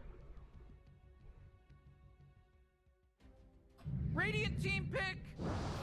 I do think I'm not surprised to see the Clinks come back out against the Enchantress. Good with the strafe, you can kind of get through that untouchable. You basically attack like a normal hero. Yeah, and you can dodge a lot of The impetus shots. Dark Willow's projectile and Enchantress. Yeah. Impetus. I think the impetus is the most important one. I think that Tiny and Dark Willow is too good of a lane to not do it that way. I think in the end they're gonna lane Enchantress bottom and have Tiny be mid with Dark Willow I mean Dark Willow could lane bottom with Enchantress or it could be the safe lane support. I think they'll end up doing Enchantress bottom, but I think that Tiny Dark Willow bottom would be completely fine with Enchantress being a support. So we'll see what happens with their last 2 picks. For Wednesday morning though, I just think that like if they put Venge and Chen bottom and just I don't know. Like Venge core would be pretty I like good. the Venge Run core. Clinks, man. Yep. Clinks mid again. I don't think they will just because you don't save last pick for a support. I don't think it's kind of. Oh, you could change your mind. I think that Venge core could be very good this game. If you get an early Silver Edge on the Venge, then you could just kill the Enchantress by yourself. Yeah. I think that Venge core would be actually so good here. I think it sucks ass as a support this game. I think it's very good as a core this game. Which is really weird how that works. Oh, dire team base. Polaris does follow it up going for a Zeus. I think that's quite good against Wednesday morning's team. That might be the mid matchup for you. Necro versus Zeus. Could be, yeah. Or maybe they're just trying to pick a hero to go against. If it is a Clinks mid again, they could just, you know, Zeus can sit back and... It is looking more and more like an Enchantress support after the Zeus pick. Yeah, 5 seconds. They have a last pick still, but that would mean the last pick is a support. And I mean, that's fine. But it's more leaning toward that Enchantress as a support with the Zeus pick. Team ban. Do end up banning the Gyrocopter. I think that would be quite good for them against Wednesday morning's lineup so far, so that's a pretty good ban in my opinion. I think Polar Ace last picks Wraith King here. Just go like Tiny Enchantress, safe lane, and then Dark Willow, Wraith King, bottom. Could be good. Wraith King could be okay.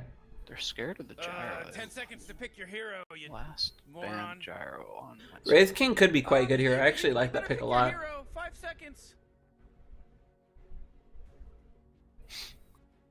Dipping into the reserve time for this last ban. They still have a whole minute left. Wednesday morning down to about 8 seconds, so they hopefully have an idea of what they want already.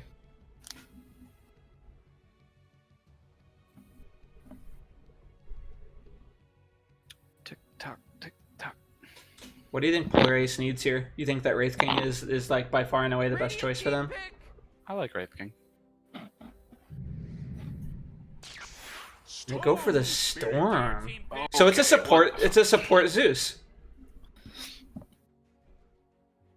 I don't like that. I just don't know how. I don't like know that what they accomplish from picking the Zeus as a support. Yeah, I don't like it. as a support there because it didn't bait Wednesday morning into anything. No, I don't like that at all. Pick a hero. I think the Storm pick's fine, but You better pick your hero. It's gonna 5 be a seconds. Storm Enchantress. I don't know. they do go back for the Ember. So it is going to be a mid Ember We'll see. We'll see who against. picks No, it up. you know what I think would be. Usually people will say, okay, it's going to be Ember versus Storm mid, but I think that Clinks will shit on Storm if he goes mid. Shello does pick up the Zeus, so they're thinking of running the Zeus off lane.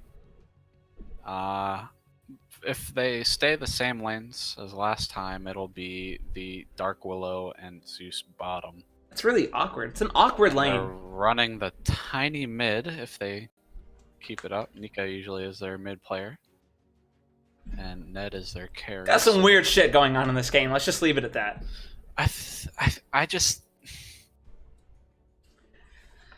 I think it's too much. I think so Polar too. Ace- Yeah. I think Wednesday morning wins this draft. Yeah, Just no. because I think Polar Ace are, it's too much. I don't know. I know, they I have- agree with you. Maybe Maybe they have a strat that we don't know about, but I completely agree with you. On paper, it looks like they're trying too hard with their draft. I think they could have gone just really simple. Like, think of it this way. Their execution now has a lot less room for error. If they go a Wraith King instead of a Storm last pick, they have a lot more room for error in their fights and their execution, right? Yeah. Well, we'll see how it goes. Yeah, definitely not a fan of that one, but hey. Oh, jeez, Rick, we're in some real trouble. I think that Wednesday morning is gonna be coming into this game very strong with winning that last one. No, it means a lot to them picking games off this Polar Ace team. Oh, with motivation. They've had a lot of trouble in the past going against this squad. So And they are going to lane the Ember mid. I don't agree with that. I think that Clinks would be far better mid against the Storm Spirit. And it is looking like it is going to be the Storm mid lane. I think Ember does. It's not as good as the Clinks mid. Ember but I is still think not Ember good. does- Ember's not good against Storm.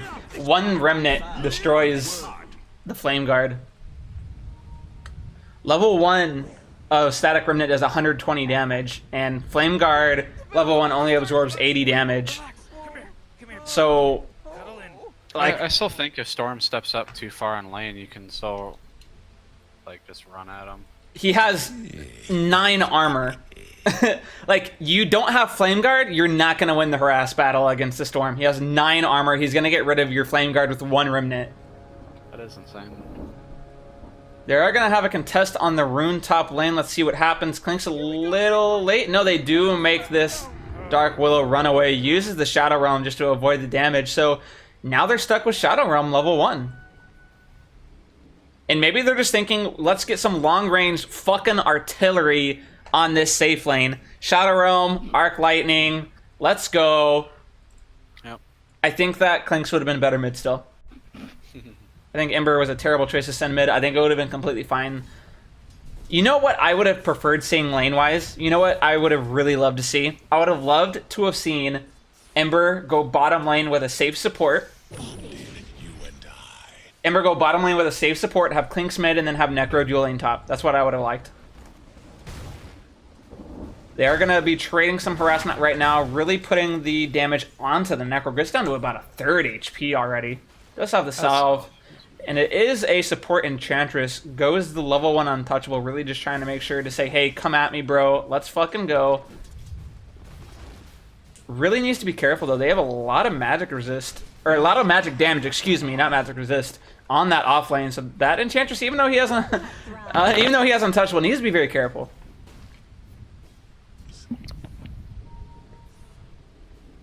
And Radiant team... Some pressure on this Clinks, forcing the last hit under tower. First blood does come out bottom. I do apologize for missing that. It looks like the stun and the tree throw came out on Necro. Still don't understand how he dies there. Did he not salve up? No, he was trying to tango up. Ugh. Goes for a greedy play, doesn't get it. Misses the Centaur stop on top lane, and they're gonna use the strafe. Brown Mace does come out. Are they gonna finish off? He's one hit away. Shadow Realm does come out, and they're gonna finish off the Clinks. Little greedy there after missing the Centaur stomp. Tried to get the last hit, but he barely gets away. And Zeus doesn't have a salve of his own. Looks like he might rotate. Or is he gonna just use a mango? He does go back and buy a bottle from the secret shop there, so. And looks like Enchantress takes the illusion room bottom. Looks like she's just gonna use that to harass. Storm mid lane does salve up. Does have doing well. The Storm is, you said, yeah, 11-3 versus 8-1. And Storm should win this matchup. He should. It's a Storm favored matchup. Toss does come out just securing some last hits, and this Necro is not doing as well as I thought he would. Now Seder Creep's just punishing him. Shadow Realm does come out, putting the pressure onto the chin, and he's going to clear it up, making sure he keeps that harass up.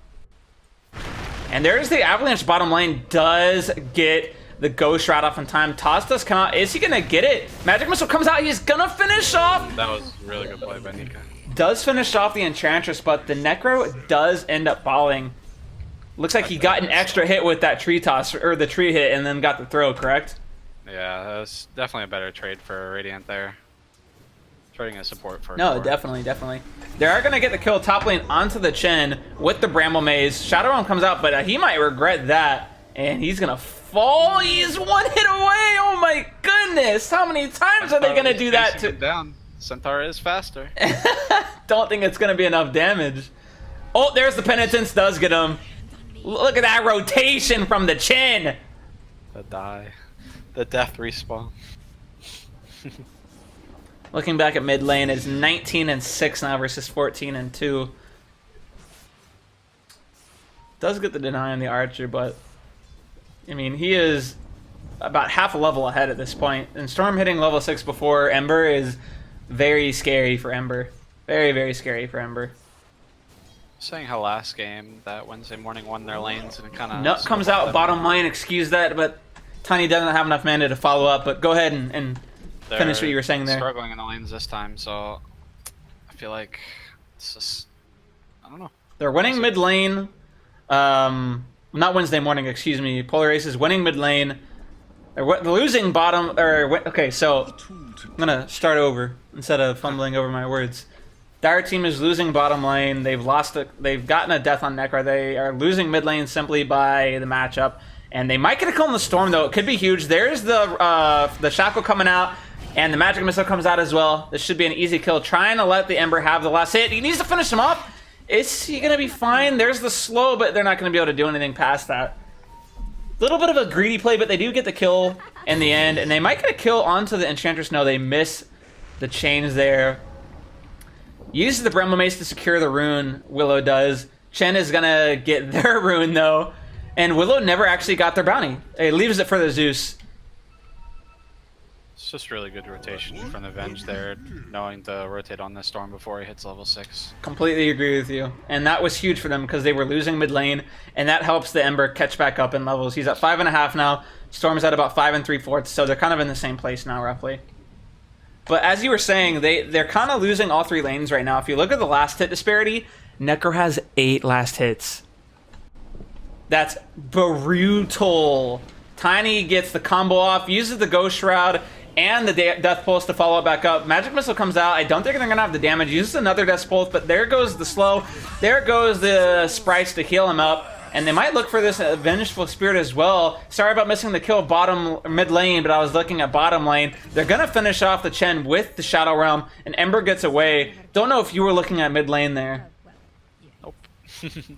And this Ember doesn't take the Regen Rune bottom. Maybe he just missed it after going past the tree. He uses the Shrine. I think he'll be very happy to take this Regen with his empty bottle, though.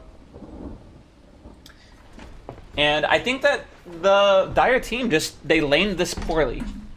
You know, I told you the lanes that I wanted, and think about it this way. Yes, Necro's a very good dual laner, but, like, he's not good against Tiny. He uses Ghost Shroud, and then you just get comboed. Magic Missile does come out, but they have no follow-up damage. They're looking to get a turn kill.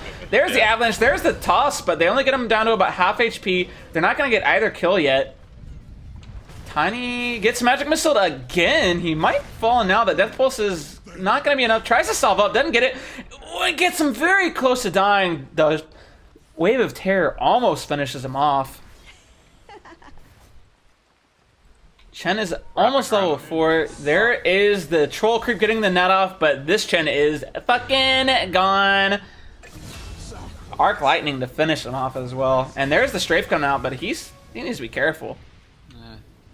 Clinks couldn't get any attacks and kept getting blocked, and I think the Chen went in a little bit early and Clinks was behind a little bit. Completely agree with you. Binge might be trying to wrap around on the Storm again. Much harder kill this time with him being level 6 at this point. Don't see this working out for them. They do get this. Oh my goodness. Delay is just a little too long. Gets the Searing Chains on him, and they do get the Magic Missile to follow it up. I swear he could have seen him early, and I think he got greedy. I think he wanted to get another last hit before he remnanted it out, and it didn't work out for him. One of those things where it's not worth it getting that extra last hit, you know? Yeah.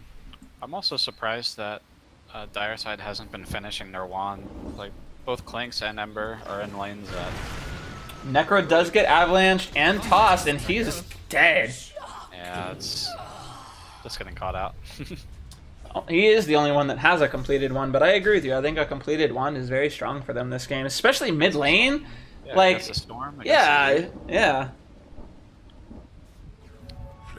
Like Clinks goes for the infused raindrops against the Zeus lane. That's gonna be gone in about 2 seconds. Yep. Looking to wrap around on this bottom lane, but this is a tough kill. They don't have level 6 on the Necro. He's not even level 5. Tiny's level 7, man. Tiny having a good old time. This bottom lane is fucking done, though. Scan does find the Storm in the jungle. I mean, this Necro is... I haven't seen the Necro struggle this much in a long time. Chains do come out. There's the Troll Creep to get the net as well, and he gets the kill, and they go on bottom as well. Uses the Ghost Shot, but he gets slowed by Enchantress. They're going to have another toss. There's the tree hit. One more hit finishes him off. And this Venge is trying to get the kill. Magic Missile comes out, and he's not going to finish off. The Urn should tick him down. And there's the Sleight of Fist. Great rotation by the Ember there. They also do kill the Dark Willow top lane. And a buyback from Storm? Impossible kill. What just happened? Oh no. They do get the kill as well onto the Enchantress with the Ember Spirit rotation. So that was a fantastic rotation by him, getting 2 kills bottom lane. Finishes off his Maelstrom, so he's really gonna need to pick up the slack for the Dire team right now. I've talked endlessly about how much this Necro has struggled. He really needs to open the lanes up for this Necro to hit level 6, and then they can do their best from there.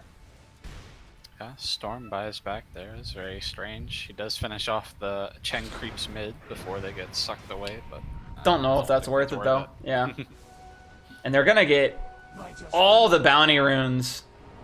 Does come out and find him, but there's the strafe. He dodges a lot of the hits with the Shadow Realm. Cursecraft does come out. There's the Arc Lightning, and they might follow up on this. Zeus now. Penitence does come out. They're not going to finish him off, and he strafes to get out. And another kill for the Ember. Finds the Storm in the jungle. And look at this build by Ember. I don't think I've ever seen a build like this. Has none in Flame Guard, maxed his chains and his Sleight of Fist. Well, that was kind of what you were saying. Yeah. The lane, like, not worth getting No, it's great. It's thinking outside the box, and it's worked out for them. And that's really their only chance coming back into this game is this Ember opening up the map, and he's doing a great job of it so far. He's gonna get the mid tower as well. They might lose the bottom tier one, but they're gonna get the mid tier one. And think about it, last game, Wednesday morning got that mid tier 1 tower really early, and they capitalized on all that space. Well, not as much as we would have liked, but it really still opened up the map. Yeah, now you have the mid rotating top. Here we go. Crush Crown does come out onto the Chen, but there's the Ember, there's the strafe. Goodbye, Zeus. All Dark Willow can do is watch at that point. They do finish off the tier 1 bottom tower, but Wednesday morning kind of clawing their way back into this game. If you look at the net worth disparity, Ember is on top by a lot at this point. He's on top by about 1,100 gold. Venge does get taken down by the Enchantress and the Tiny combo. Just stayed a little too long after the tier 1 went away. And this is what I wanted from Wednesday morning last game with their Tiny. They have a Tiny now who got an 11-minute blink. And last game, the Tiny didn't get one until about, what, like 17, 18 minutes in? This is a huge opening for Polar Ace against this Ember. He only has 1 level of Flame Guard. I don't know if they know that, because it's very uncommon, right? But, like, this is how they deal with Ember. They have the Tiny getting a blink. I hope that they buy a smoke for him. Maybe they drop it in base here. I think that would be the play. Getting a smoke up, going mid lane, picking off this Ember, and he is worth a lot of money right now. Does find the Arcane Rune. Ember's gonna And go. he might again. find the Storm again. Ward does show him out this time. They find him with the scan. Storm should know he's there, though. Tiny's going top lane. I really wish that he would go after this Ember. Chen trying his best to get level 6. Getting pretty close to it. Clinks up to level 9 now. Necro is finally at level 7. Does have the Scythe about time. And Storm is at level 10. Going into 3 heroes here. Does have an Arcane Rune. Tiny might find him. Misses the... Oh, he gets the toss, and there's the kill! A little aggressive by that Ember. Not seeing the Tiny. Didn't know the Blink was online at that point. And that's what we're talking about. I knew that was their opening. They have no Flame Guard. It's only level 1. He used it, but it just goes to show you, it's just gone so quick. Yep. Just Ember feeling a little cocky with his lead, and kind of jumping in without vision there. Also, not, the cockiness, but as well not knowing that Tiny got such an early blink.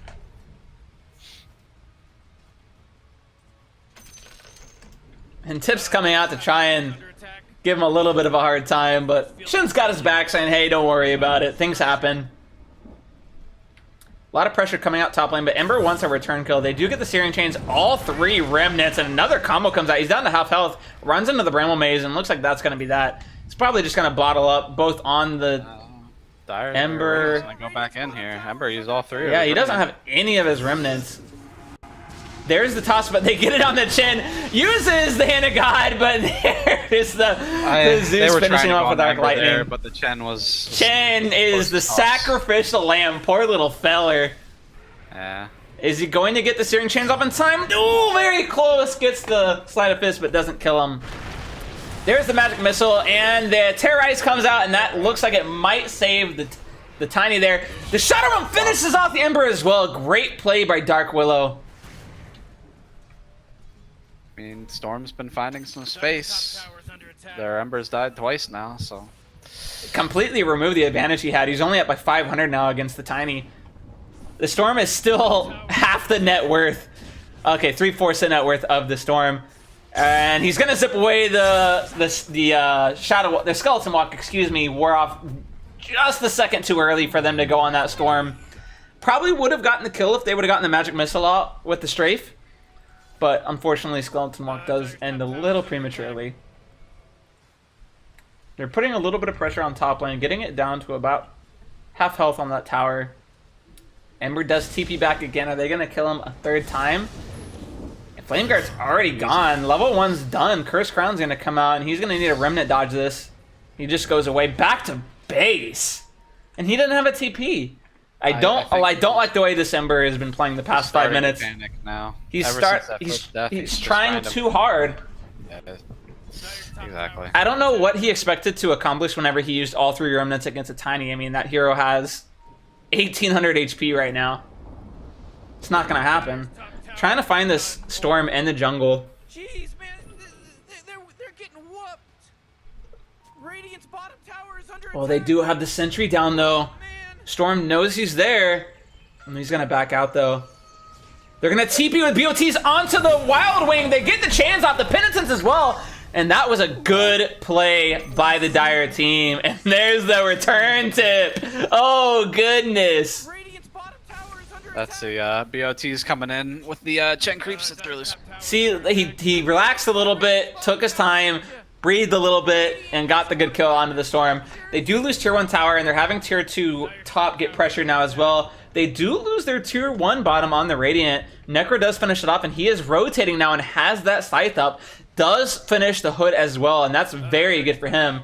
I really hope he finishes the pipe up. It looks like he does have his shift Q, so I'm hoping he finishes it off. Ember needs to be very careful here. He's going to be really aggressive. Goes onto the Enchantress.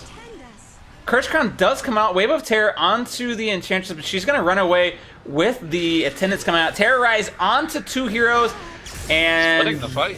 very much splitting the fight. And the Magic Missile comes out, finishes off the Venge there. And this fight is so split. Ember does end up falling to the Storm, but he is out of mana now. Then Scythe still hasn't been used. Curse Crown onto the Chin. Looks like this is going to be another dead hero. And there's the Avalanche Toss combo. Does he get the follow-up kill onto the Clinks? Dust is going to wear out, though. Radiant's bottom tower is under attack. As Toss. Toss with the Shadow Realm and finishes them all. Couldn't make it to the Shrine in time. Radiant's bottom It was just a really good terrorize to start out that fight for the Radiant. And Dire kept getting run down one by one. Yeah, after that 2-man Terrorize, I think at that point you need to just back up and wait for that effect to end before you keep going in.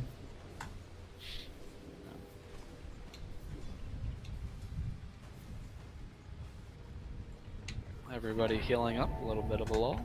Radiant now pulling back ahead into the game, about 2k net worth ahead. Tiny and Zeus both ahead of the Ember after all these deaths.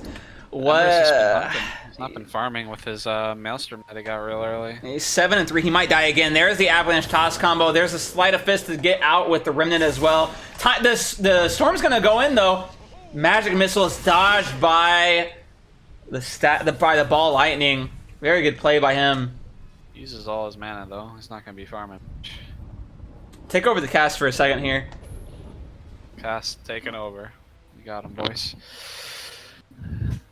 Everyone's farming up. Nothing happening. Chen creeps pushing out top.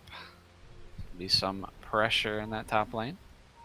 The Dire side really need to try and focus getting these last tier 1 down, especially with the Chen and Clinks.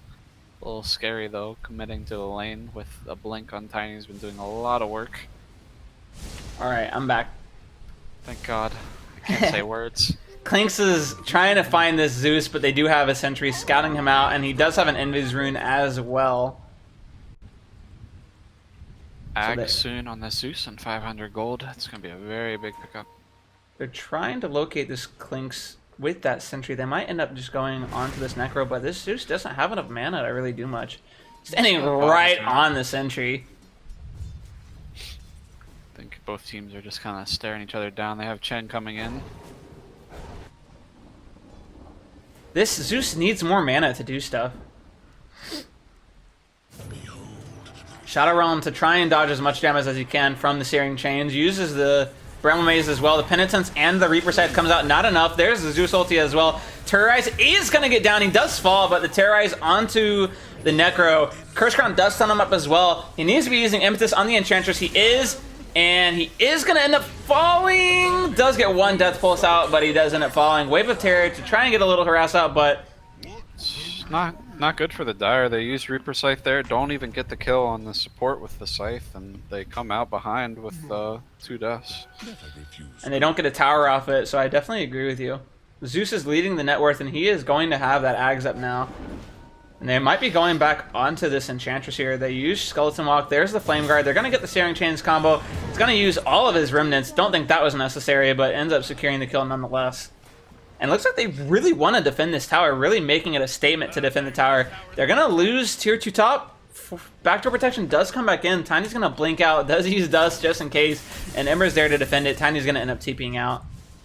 Surprised he doesn't try and slide a fist into the trees there. Might think it's not worth it. I don't think that Ember can kill the Tiny right now. Nimbus does come out onto the Vengeful Spirit, gets him down very low. Arc Lightning comes out. He's going to try and earn up to dodge it. One more. Lightning Bolt guesses wrong, though. The jukes by A going bottom, and he's going to TP out. Good play. That is the Nimbus show as well, so they know that's a... It's like if you're a support and you get a reveal on you and you die, you're happy with that. If you get the reveal and you end up living, it's like your birthday. Top tower is under attack. That's real fucking good. That's Ember the good has to be shit. a little careful with his backup remnants now, because he can just Nimbus on top of that. Yeah, he has been a little over-aggressive in my opinion on those this game, using like all 3 instead of leaving 1 left. Under attack. Looks like Dire They might be trying to go in on this mid tower. They do use Fortify. Flame Guard up on the Ember. He's going to use his combo here. Zeus ulti comes up, finds him, but he does get a 2-man Searing Chains on the Tiny and the Enchantress, and does Remnant out because he was taking a little bit of damage. And this tier 1 mid tower looks like it's going to fall. The Avenge might be trying to go for a deny. Does not get it. feels like they don't even care. Gone. No more tier 1s left for the Dire team. They do use the Shrine to try and heal back up, and he does have Remnant to go back in. He does use it. Trying to go for this Tiny, does miss the Searing Chains combo, though. Tiny's going to use his Avalanche to try and clear as many of these Shin creeps as he can, and Enchantress takes over the Catapult. Might be trying to put a little bit more pressure. Gets the Searing Chains onto the Dark Willow. There's the Nimbus, and there's the Vortex onto the Ember. The Hand of God saves him for a little bit, but he does end up falling. They do buyback on the Ember. They do use the Dust as well. Bedlam comes out, but he's falling very quickly. Does end up falling. The Avenge does use a Magic Missile onto the Zeus. Might be finding him. Tiny's gonna get caught out. They do find him, and they do catch out the... Is the Storm gonna end up falling? He does keep stepping out. He does kill the Ember again. Holy Die shit. back on Ember. Are they gonna find him? This Venge might be trying to look. Knows he's there, and he dodges away. Doesn't get the Magic Missile hit. And now the Nimbus comes out onto this Necro. Uses Ghost Shroud. Oh my god, the Impetus up your ass. And that is a disaster. That Arcane Rune on Storm. Oh, the Storm knowing his limits and just abusing that Arcane Rune, as you stated. And rough. if you're Ember in that fight, you're very sad. You die, you buy back. Yeah, you get a kill on the Tiny, and that's fantastic. Yeah, you get a kill on Willow, that's great. But you die back, and Ember is their highest net worth right now. This Clinks is just not showing his worth right now. It's not working out so far. He had a very rough lane, unlike last game, so... And I think this, you really have to think, it all just boils down to, like, the way they chose their lane setup. Yeah. They put Necro against a Tiny, not a good lane matchup. They don't really have a way to get the Storm either, though. They put Ember against Storm, not a good lane matchup. And then they put Clinks, someone that has low base HP, against the Zeus and a Dark Willow. They could have laned it way better. If you would have put Necro top lane, and you would have put Clinks mid, and you would have put Ember bottom, I think they had potential to win all 3 lanes. Instead, they lost all 3 lanes. And yes, Ember came out of the laning stage looking very good with the unorthodox skill build that he had, and that was really good thinking outside the box by him. But it's kind of just gone back to show how behind the Clinks and the Necro are this game because of how bad the laning stage went for them. And I think they just chose the lane setup poorly. Dire's top 5-man bottom for this tier 2. Looks like they're just gonna claim it. They do take the top tier 2 in response. Looks like they're just trying to trade it out. And I think if you're Dire, you're fine with this because how behind you are. Storm does come in. The Remnant comes in, trying to get out. There's the Vortex, trying to go. The Zeus ulti comes out as well. Nimbus on the back line. Ember is panicking, trying to get out. There's the Scythe onto Willow, not even enough. Tiny comes in, gets the Avalanche toss combo on the Ember, does finish him off. Terrorize onto the Clinks. Are they going to finish him off? Use a straight from the back end. They can't kill him. They do finish him off. Tiny looking very weak there. They're going to get the Curse Crown onto the Necro as well. They do find the Venge with the Zeus W. The Avalanche toss combo comes out, and Venge glimmers up. They do see him as well with another W, and they are going to get the slow on the Necro. Tries to TP out. Is the Curse Crown going to come off in time? No, it does not. Bedlam damage does not finish him off as well. Another one fight by Radiant. Yeah, they need to get this Necro doing something. He's tried Reaper Scythe twice on this Dark Willow. It's failed both times. And that's not the target you really want to be using your Scythe on. It's not. And it doesn't help that he's not even getting the kill either. It's a bad Right. target, first of all, but he's not even getting the kill, which is, I think, misuse of Reaper Scythe completely. Storm does go on the Necro top lane, doesn't get Ghost Shroud off, gets him down to about a 3rd HP, uses his hook pipe, and he's going to get out with Ghost Shroud heal up, and they do find the Enchantress mid, so that's something. Down for 70 seconds. It's not nothing. It's not nothing, dude. It ain't nothing. Lots of wards up on both sides. Nobody really feels like dewarding this game, apparently. Sentries don't exist in NA Dota. Sentries don't exist. NA Dota actually, like their client, like sentries are actually taken away in the shop for NA Dota players. That's my excuse when I play pubs. This is why I tell you to play core instead. Forehead. Zeus does have a 4-step and an Aether Lens now to top off with the Nimbus, so he's very, very tough to kill. And if you're, you know, to be fair, to try and get and a little bit of defense for the Necro, it's kind of a hard Necro game. One, because they put him in a terrible lane, but two, you're never going to get the Zeus caught out. He's just going to be sitting in the back line with his Nimbus and everything, so you're not going to catch him out. Tiny has 2600 HP. You don't really have the damage to get him below the threshold for Scythe to make a difference. And then Storm is really hard to get a Scythe on because of his ball lightning. So it's a hard Necro game. I'll give him that. The Blink may do something for him if they can get maybe like if Klinks gets a BKB here and he's able to get on the back lines, and then they get a Blink Scythe onto someone, on the strafe target. then that'll be fine. And he's gonna get a Scythe after the BKB. So they have ways to deal with the heroes. The Scythe will be a huge pickup when they get it, but it's going to take a while. I don't see that coming out until at least 35 minutes in. Looks like they may be trying to set up for something here. They're smoked up on the Dire team, trying to use this Blink to find someone. Ember is running very aggressively. He might regret this. Does get the Searing Chains combo, and Ember just melts. Tanev got wasted. Doesn't get it off in time before the Ember dies. Ball Lightning comes in onto the Necro, down to about half HP, goes on the chin, gets him down lower. Venge falls as well on the back line. And another one fight for the Radiant team. That Avalanche toss combo onto the Ember, just fucking melting him. And I think this Ember needs it. Ember needs an Aeon Disc. He has BKB, wasn't able to get it off. He needs an Aeon Disc. What's the use of BKB if you can't use it? Can't use BKB if you're dead. Can't use BKB when you're dead. It's a fact. I liked the Dire's draft better. It's just execution has been very poor. Execution's been poor. They lost 2 of the 3 lanes, and the lane they did won, they kind of threw away their advantage. Definitely threw it away. Going aggressive. Definitely threw it away. Storm finds another kill onto Klinks, and that is not what you want happening. I know how last game I was bugging on him to be playing on the other side of the map, but I don't know why he was there. This is, yeah. That's a little deep mid-tier 2 tower. Yeah.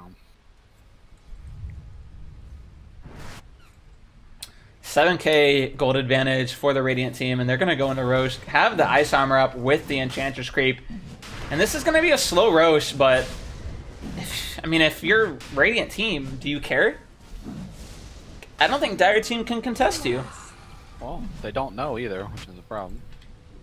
Ember's gonna try and pressure this tier 3, and they might catch the gist whenever no one comes by to defend this tier 3. Roche down to about 3rd HP now, and I think that if you're Radiant team, you give this to Storm, wouldn't you? Is that a Bloodstone Storm's going back for? They do give the Aegis to the Storm, and it looks like he's going, yeah, back for a Bloodstone. I mean, think about it this way. He's not dying in these fights, and he's getting all these kills for his team. Unless something dramatic changes, aka when Klinks gets a Scythe up, which isn't going to happen anytime soon, that's when you have to start worrying about it from Storm's perspective. If I'm Storm, I go for a Lincoln's next item. Because the only thing that kills him in this game is Scythe on, like if they use the Sheep Stick plus the Strafe and then a Blink Scythe by Necro, that's the only way you die as Storm this game, right? So like, if you're Storm and you want to play it smart, there's the Ava toss combo. Hand of God does come out. He has a Remnant going out anyway. Just wanted to make sure, and I think that's the right play just to be safe. They're going to pressure this tier 2 tower. The Penitence does come out, and they do get the swap side kill on Tiny. That was the play. That was a great play. Finally, they hit. Do their Ember is searching. Willow uses Shadow Realm to try and get away. He's going to chase. Curse Crown comes out as well. Uses BKB. Really wants this kill, and he's going to get it with Searing Chains. There's the Klinks to follow it up, and he gets the proc of the Maelstrom to finish off the kill. But again, I think if you're Storm, you definitely need to get a Lincoln's this game. He has a Scythe shift queued up, though. I don't agree with that. And they should have no problem killing this tier 2 tower mid lane. I mean, he's got the Yules right now. They don't really have any offensive items yet. No, but I'm saying whenever the only way he dies in this game, is if he gets Sheep Sticked. There's the swap again. Nemesis gets the Ember very low, but he's not going to fall. Zeus does end up falling. Storm is trying to find someone to buy back from Tiny. Remnant comes down. It's going to get him very low. Glimmer Cape does come out. The 3-man avalanche comes out by Tiny. Gets the Vortex onto the Necro as well. Tree Toss comes out. Gets him very low. Are they going to finish him off? Ghost Shroud comes out. Toss comes out as well. They're going to find him. Gets him down to about a 4th HP through the Ghost Shroud. They're getting him low. And then this comes out and they do finish him off. That's just poor positioning on Dire's side. I know the Chen had to be there to try and send him, but that was a lot of heroes in an avalanche. I think that they were really greedy trying to go uphill for a tier 3. I think they get the tier 2 mid, and then they should have gone back to get the tier 1 top lane. Thank you, Storm. I knew I was right about something. It does give Storm some 17 blood charges now. Don't you think that would have been better, though, if they would have just gotten the mid tier 2 and then gone for the tier 1 top? Yeah, I mean, that's a safer play, but 20/20 hindsight as well, so. I mean, in retrospect, they do force the buyback from the Tiny. So they do have a condition there. Here on the Tiny. It's pretty scary. The Tiny is already down to 2/3 HP, so they might be able to get another swap play into Scythe. Chenet came a little bit too far, trying to steal the catapult, and he's going to pay for that immediate buyback. Don't know what he was thinking there. He does steal 1 catapult. Is that worth throwing away your buyback for? Don't know if it is. On Storm, they don't care. Terrorize up as well for the counter initiate. I think they just push this. Ember does get a slight Searing Chain combo. It's going to stay that way, though. Test of Faith to heal up the Ember as much as you can. Another combo coming out onto the Willow, getting to about 3rd HP. They might follow it up. There's the swap, but they gets the Shadow Realm off, finishes him off with the Remnant. The Avalanche comes off onto the Venge. They get the Storm to about a 3rd HP. The Tiny is about 2 hits away from dying. Klinks is trying to chase him out. The Urn is making it so he can't blink away, and the Klinks does finish him off. Impetus doesn't really do much, and now this Enchantress is fucking Denzo. There's the Reaper Scythe to get him off the map for about 90 seconds. There's a dieback onto the Tiny. This is an opening for the Dire team. The Storm's not doing enough in these fights, like with his Aegis. Like, he should be causing chaos here, but... I think the problem in that fight was that he blinked in on the Tiny, only got 1 hero with the Avalanche, you know? It's just like...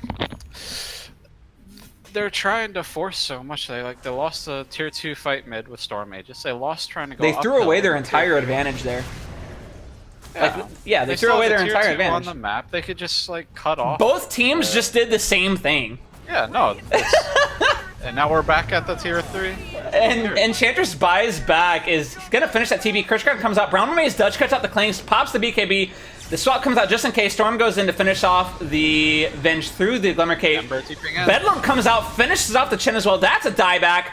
Are they going to find more? Curse Crown comes out onto the Necro. Yules comes out aggressively on the Clinks, tries to get him off the map. The Curse Crown comes out, finishes off the Necro, not quite. The Remnant's in to kill the Zeus. He doesn't have buyback. The Willow does buyback, but the Storm just needs to get out. Oh, misses the Sleight of Fist. Goes back in onto the Ember, does finish him off. Oh my goodness. Nimbus gets finished off, but they do finish off the Enchantress as well, and that's a dieback on her. I mean, fight recap says that Dire wins that fight. Because of the buybacks, there's 2 buybacks. That's the only reason why. They used buybacks last time. All this back and forth between the uphill pushes, I think, has slightly gone towards Dire's favor. Right. Although Storm has not died, he is gaining up those Bloodstone charges, so he is going to be quite the menace coming out here. Yeah, 21 charges now. And he's topping the net worth just above the Clinks and just above the Ember. Necro is starting to catch up, almost matching the Tiny at this point. And a huge thing that happened, that Tiny, again, you know, whenever they were being a little overly aggressive getting that tier 3 tower, he blinked in and only got the Avalanche on 1. Maybe was hoping for a bigger play. And here's the big item pickup. Clinks has Sheepstick now. They have a way to kill Storm. Aegis is going to be down very, very soon. It's gone. It is gone at this point? It is gone. Well, my point exactly. That fast. You're that good. Hey, what can I say? So, this is what Dire needs to focus on now. The Storm is a huge problem for them in fights, right? They have a way to kill him now with Sheepstick. Is he going to get caught out? Wow. Why didn't he cancel that? He has Blink, he has Scythe. Oh, Necro, baby, what is you doing? He was definitely in vision there with the TP, Necro, right? explain. I mean, it is nighttime. I don't know. It's hard to tell with the fucking low fog. Let's play devil's advocate and say that he was out of vision because of nighttime. Let's just say that. They do smoke up now, but the immediate detect from the Zeus ulti right on time. That's some BAC. They're still going in with ulti this there. smoke, even though they scouted it out. I think they should just turn around and start farming. I mean, do you though? You have Hex onto the Clinks now. Oh, they're going to go uphill without the smoke. The Avalanche comes out onto the Chen. He's going to get bursted immediately. Hex comes out onto the Tiny. Reaper Scythe doesn't finish him off. The Terrorize onto the Necro. And the Storm's not getting a lot done here. The Curse Crown does come out. They use the swap on the Necro, but the Impetus not going to be enough. Venge does fall. Ember does fall as well. Ghost Shroud's not going to be enough. And Dire lose 4. They're going to lose 5, I think. Clinks uses BKB. Tries to kill the Zeus, not going to be enough, and his BKB is done, and there's the combo. That's a team wipe from the Dire. They got scouted out by the Thunder God's Wrath. The Radiant was able to get high ground positioning with wards, with Sentry, and just put the Willow in front. Oh my gosh, that like you should have when you got scouted out with the smoke like that. Just stop. I would have remnanted it out, dude. Like, or like, and the Chen, and why was the Chen in the front line? That was just a huge, like, very, very... Chen, another Avalanche toss combo. This is a dieback, gets the Remnant out. The Hand of God comes out as well. He's going deep, trying to find a kill onto this Chen. Now with these 26 charges. Gets rooted up, and he's going to save the Chen's life. That 3-second Searing Chains is doing a lot of work for them. Nimbus comes out just to make sure. Another 3-second combo. He's getting low. Penitence comes out, and he dies to the Test of Fate. Oh, Storm, buddy. This guy has a Yules. Like, I know. There's no reason this should be happening. Wave of Terror comes out. Does he get this? He does not get the swap out. This game has been super sloppy from both sides, honestly. Yeah, sloppier than my sex life. Jesus. It's a joke because I don't have a sex life. Monka S. Feels bad, man. Gun. Ags coming out, and Necro will not have buyback if he buys out. But we do now have a. Did he have Crystallis earlier? You said right on Tiny. Yeah. He's had 0 item progression since then. I think he had the Shadow Blade before the Crystallis, right? So he said like he has a Shadow Blade now if he didn't earlier. Necro still hasn't bought out the Ags, has enough money, but like he probably is saving for buyback. And yeah, that smoke was It was very poor choice. Questionable at best. That was questionable at best. Thundergod's Wrath just got him out, and they need to just skedaddle.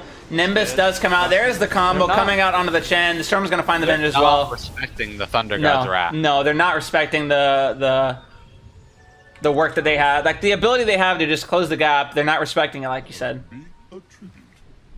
Completely agree with you. Clink's just trying to bait out this region rune. Thinking, oh god, please Storm, come get this region rune. I know you want it. Alright. They're going high ground again. They're still a tier 2 on the map. Just go for the safe play. Go for the safe play. Clinks is just still sitting on this region rune, even though he sees everyone mid. Sees all 5 heroes mid. Still sitting there. Searing Chains combo does come out onto the Tiny. Gets him down to about 2/3 HP. Necro does TP out, and this is going to be an easy mid-racks. Misses this. Back on the back line, he does get the Scythe onto the Zeus, does finish him off, and that's going to stop the push. And he needs to just accept that's something, it ain't nothing. Let's not go too far. Ember needs to be careful here. He's remnanting aggressively. Penitence does come out, and they are going to finish off. The Enchantress here does use Attendance, but he's going to die to this Wraith. And okay, it's not nothing. Get the Rosh here. You take the tier 1 top. You take the tier 2 top. I completely agree with you. And looks like they agree with you. They use the Penitence, they use the Wave of Terror, they have the Sentry come out, they deward everything that they need to finish this off. They have the Medallion. Zeus does buyback, doesn't want it to happen. Zeus goes in, he pops the Aeon Disc on the Ember already, but he does get Searing Chains, uses the Yules. Thundergod's Wrath come out, gets the Scythe off, the Necro ulti comes out a little too soon, but they're gonna finish him off through the Scythe. The Ember does get comboed by the Tiny, gets him very low, but he does BKB, but the Clinks falls in the back lane to the Zeus. Ember does buyback, trying to salvage this fight. Curse Crown comes out onto the Venge, does kill him. Does get the Invis rune. Do they have Detect for him? They don't, and they're gonna get the Tiny with the combo. And he does have buyback. Come on, get with it. Alrighty. Dire salvaging a fight there, and they needed that. They needed that bad. Oh, Radiant's bottom tower is under attack. Tier 3 is getting pressured top, and Radiant's bottom tower is they need to get something off of this. Like, they need to kill this top tier 1 tower. Ember might... Okay, they do cancel the TP onto the Storm. I'm surprised this Ember is not attacking this tier 1 top tower. Just kill it. Go hit it. Yeah, he has 2,400 HP. Oh, he's just hitting the creeps. Ember, explain. Ember? Oh my god. Ember? I guess he's scared. They do have the Nimbus and the Storm jumps, so... Ember?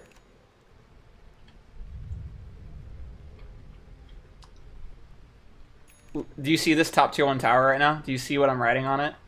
Question fucking... It's... You're using the tower as a dot. Yes, I am. Very smart. You like that?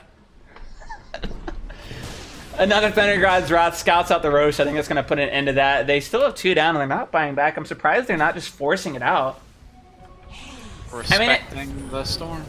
I don't know, if you're Dire team, you have the instant hex on the Storm still, and they showed they didn't get the Scythe kill. They still finished him off through the Scythe. Storm does zip in. They get the Clinks very low. Hand of God does come out. Oh, Nimbus comes out as well. Uses it on.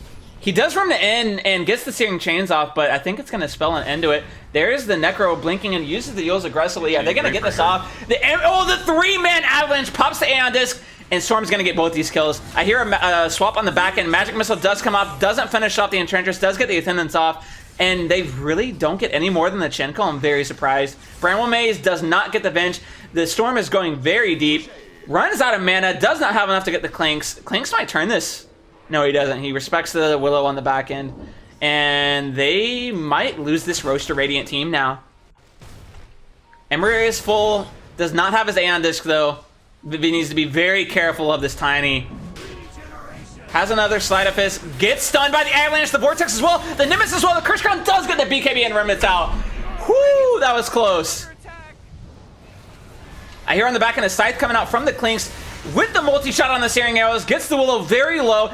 Gets the Zeus very low. Doesn't get any of them. Willow does fall.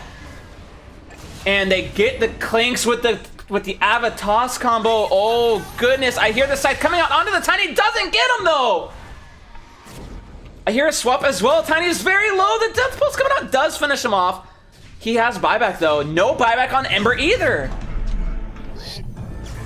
Storm does zip out and they buyback on both. They're securing this Roche. They want this Roche. They know there's no buyback on the Clinks. They know there's no buyback on the Ember. Nimbus comes out as well. The double, the Vortex onto the Venge, making sure the swap doesn't come out. The Avalanche onto 2 again. BKB on Storm. Gets the toss onto the Necro. Uses the tree toss. Goodbye, Necro. Does have a buyback. Venge CP's out with the 4-step just in time.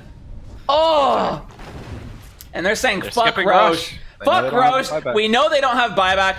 30 seconds for Ember, but 4 minutes for Clinks. They need to just claim the top racks here and go back for the Roshan because they don't have the tier 2 bottom. They either need to finish or just claim the racks and go back for Roche. Buyback on Necro, and they're trying to pressure these tier 4s. Do force the buyback onto the Necro. Are they really going to try and end this game now? 15 seconds for Ember's buyback. You know that's going to come out right when he gets it. Necro does have Scythe up. Tiny's down to about 2/3 HP. They might be able to get a quick kill on him.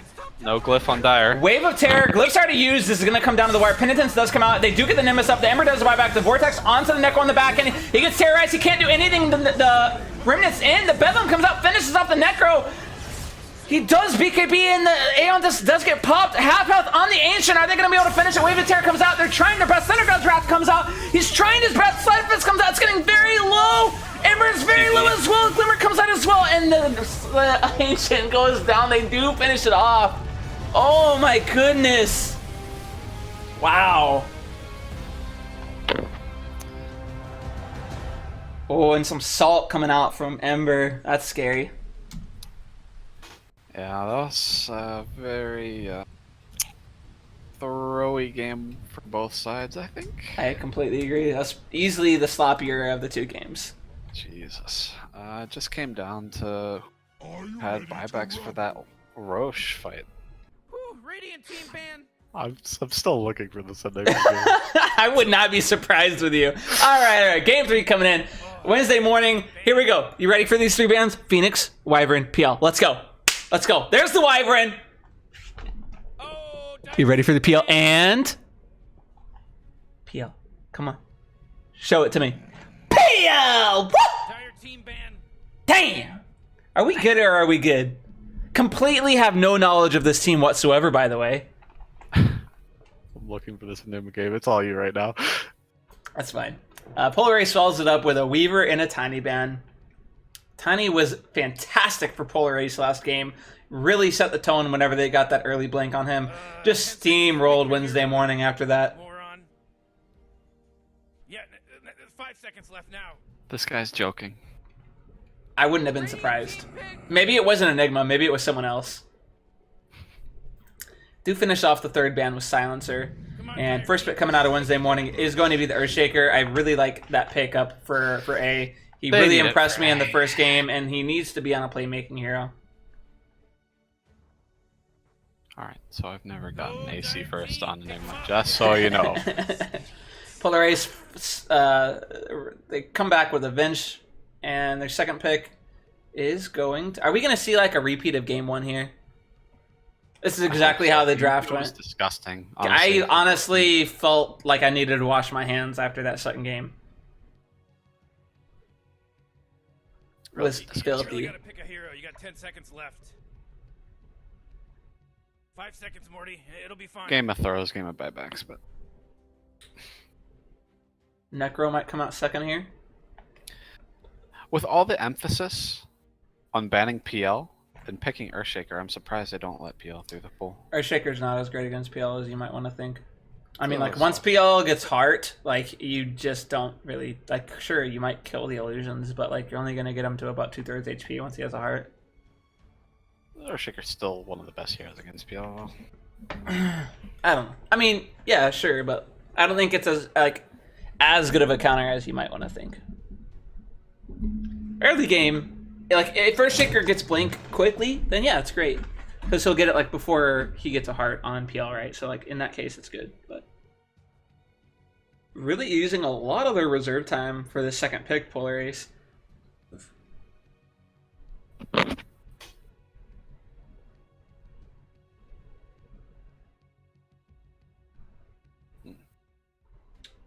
What's Venge's ulti called? Is it Nether Swap? Yes. I just say swap. Like, does really anyone care about the Nether? I mean, let's be honest. Come on, Radiant team, you gotta pick them right.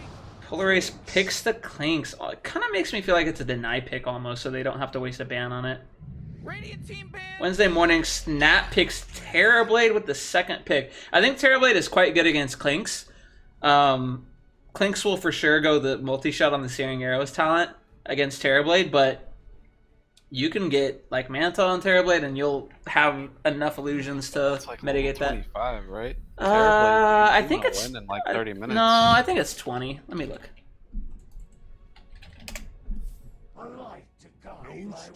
No, it is 25. You're right. Terrorblade, you kind of just want to like get an early advantage, like item. Hey, you want to get towers early with Dragonlance, meta and Manta, shit. BKB, Yeah. meta. Like You probably, I mean, Terrorblade's fantastic late game though. I think that was a little early for a Terrorblade pick in my opinion. Oh man, Rick, there's only 10 seconds left. nah, Pick a he's hero. kind of like the new Spectre, right? Like first phase. Yeah, Spectre. I don't You better know. Pick your hero. 5 seconds. Oh, I mean, he's a great hero. I love Terrorblade, one of my favorite cores.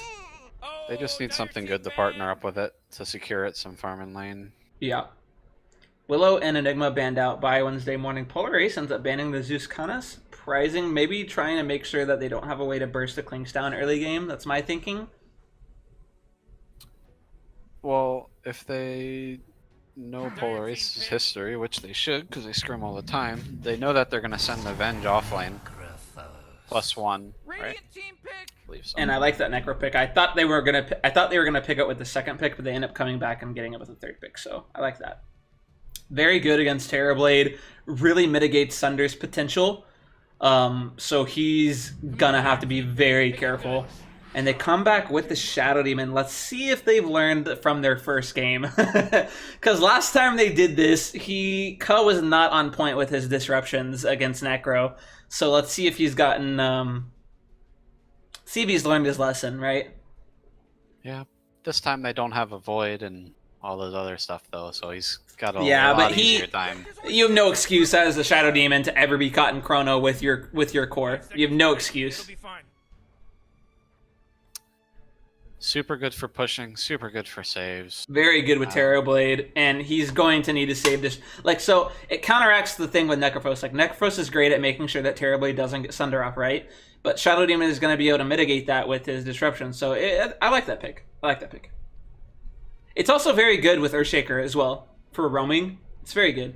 And I think they honestly got lucky. Like, I feel like they knew that they wanted to pick Shadow Demon next year, and just to go with the Terrorblade, and it just so happened that they picked the Necro beforehand and just made it the pick even better. Maybe. Come on, Radiant team. I mean, they did leave the Necro up. They bring out a Coddle. Okay. I hope that's a core. I hope it's a Venge Coddle lane and the Venge core. That would be I really hope. good. Like, Magic Missile into Illuminate would be I hope. pretty good. I like that idea a lot by you, actually. You're the Coddle Wonder Kid here, so you know how strong that potential is. Left. I'm a much better Venge core than you are, so... It's great. It's just great for the Terrorblade too. It's Yeah. gonna slow down the game, not allow Yeah, it the to Blinding be Light. easy. Yeah. I agree. Completely that's a agree. Really good pick coming out from. I the do like Bullets. that pick as well. Blinding Light plus Illuminate is going to do work against those illusions early. I completely agree with you. I love that pick. And I don't think that they're going to end up doing Vengeful Spirit Core, even though you and me both like it, and I think it's incredibly strong and it's underrated right now. But I think that would be an amazing lane if they do Venge Core offlane. Do you remember, like, 2 years ago when Venge Core offlane was, like, a thing? And it was really good? I mean, like, Not even 2 years ago. Venge Core still getting picked. No, but I mean, like, he was picked as, like, an offlaner, even, like, in the competitive scene for a while. I think it was, like, 2 years ago. But obviously, he's a little different than he was back then. But I still think that he's a very good core. Polar Ace, I think, right now, Definitely the Has- better lineup. they have better lanes, Yeah. but we'll see. I said that Wednesday morning had better lanes last time. Still, not If winning it. they play Venge as a support, if they do, what do you think that Polar Ace needs as their last pick? Do you think they end up going back for the Drow? They picked it in game 1 and with their second pick. They have 4 ranged heroes right now. They have the Venge combo with the auras. Or do you think they need something different? If they're going with a support Venge, they need some way to initiate that isn't swap. I think Axe could be decent. Oh, dire Centaur team, could be man. decent. I was thinking Centaur. Wednesday morning comes out with a Bat Rider, and that's an interesting pick. I think it's quite good against Polar Ace. They have a way to lasso up the Coddle, and that would be really huge. Another Lassoing the Necro. frontliner with the Bat Show, I think, could be Abba. It doesn't really give them initiate, but it stops a lot of what they're trying to do. Take off a mana leak. End up banning out the Storm. Polar Ace, I think Centaur could be okay. I don't know if Axe is as good. Bat Rider is very good against Axe. Like, you would honestly feel more than fine laning Bat Rider against Axe. I think that's fine though, because Polar Ace is still winning 2 of the 3 lanes, and right? Like, Maybe. We have to find out what... we still don't know if it's going to be a core Venge or not. My money is on it being a support Venge, just because of the way people play it nowadays, 5 but... seconds left now. I like the Bat Rider pick. I like the Coddle pick. I like the Bat Rider pick. I like what both teams have kind of been doing with their drafts so far. if Polar Ace knows Wednesday morning though, they'd know that's a Bat core, Terrorblade core, obviously. Well, yeah, there's a lot Hey, more. support. It's a lot more clear cut, much Yeah, more what's than it Polar like? Aces. Polar Ace can kind of like see what they pick here and do whatever they want. And you can do your lanes however you want. Like Clinks could go mid. He could go safe lane. You could even run the Clinks as a dual offlaner with the Venge. You could do Necro mid or dual offlane. You could run Necro as the safe laner. Like literally both their cores so far can go in any of the 3 lanes. 5 seconds. And Wednesday morning has that flexibility with the Bat Rider, but not so much with the Terrorblade. They end up finishing it off with the Quap. And I don't know if I like that as much. I think it's going to be very easy to kill by the Clinks. Polaris is going to finish it off with a Kunkka mid. I like it. I like it.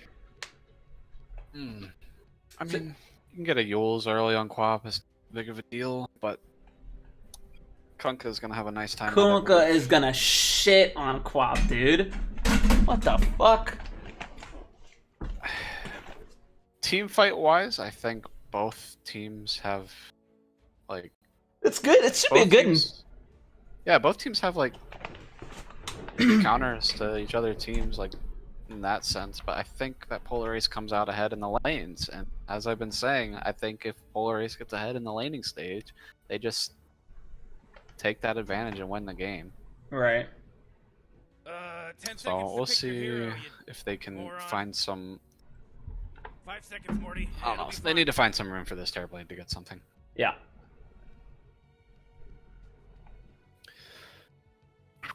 Looking forward to playing Earthshaker again. Me too. Me too. Me too. Me too. So Kunkka is gonna dominate mid lane. Yeah. Yeah. Yeah. Yeah. Yeah. It looks like it's gonna be a Necro off lane. Necro Venge Lane, Coddle, Clinks. I still Kinda would. nice. I would have liked the Venge core with the Coddle. I think that would have been cool. Keep trying. Both games we've been trying, but just not happening. Maybe we need it. We need to do it in our pubs. Clinks with the intelligence nerf and stuff with his searing arrows. Yeah. Coddle is kind of worth not of mana. For this. Why does Earthshaker have 2 tangos pulled to him? Relax, Morty. Oh, they're gonna hate me for this. Interesting. They do have the Bat Rider going bottom. They're sending the Terrorblade top. At least right now. That was costly. And I think tangos. that's okay for Wednesday morning. I like this. They pulled the Earthshaker 2 tangos. You got early boots. Still feel like maybe just the Windlace would have been enough. Do you really need boots as an Earthshaker though? Like, It's pretty good. You can run people down. I don't know. Your Can't main, totem. but your main priority is right now, early game, is going to be getting those Fissures. Fisher blocks. Yeah, just saving your team with that. So I don't know if I think it's that worth it. I mean, like, Seconds until getting early boots on your 1-1 support, that's fine, but... I like this. A places the ward on the ground so he can go ahead and scout without risking showing that. Where did he place it? Down here. Oh, I see it. I would have placed it behind the trees. And they do have the ward set up early. I think that he's just going to have to give up that Who keeps rune. who's blowing that Coddle is stupid horn? bottom currently. They're laning this different than I think they're kind of confused on what lanes they want. They had Terribly top originally, then they sent Bat up there, and now they were thinking about sending Terribly top again, and now he's going back bottom. Make up your goddamn minds. All we know is that the Quap and the Kunkka are mid, alright? I think... Do you think that they wanted Terrorblade against the Clinks, or do you think that they wanted him against Necro? I don't know, honestly. Magic Missile out early, doesn't use it there. Kind of surprised. Uses meta early, just to get the last hits. I mean, it's okay. Misses the first last hit, yikes. Quap doing her best to pressure this Kunkka early. Don't think they would have gotten the kill, though. A lot of pressure coming out on the Terrorblade already. A lot of pressure on the Kunkka as well. Quap's gonna do quite well early on, but once you get some levels in Tidebringer, it's gonna be rough. Right.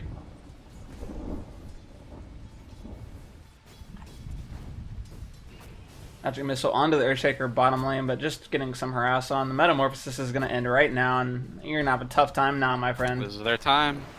Stun so. Oh, look at that damage.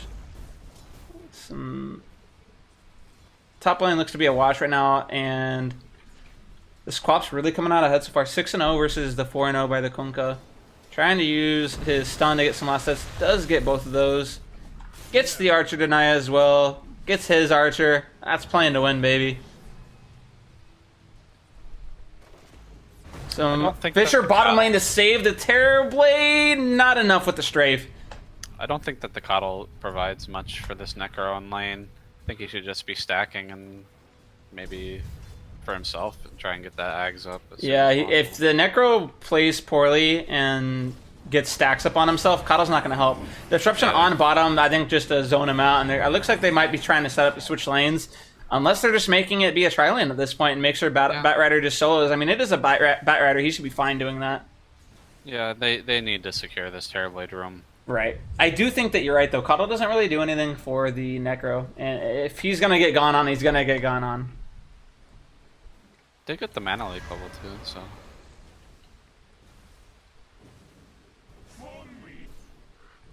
Quap finding a DD rune bottom.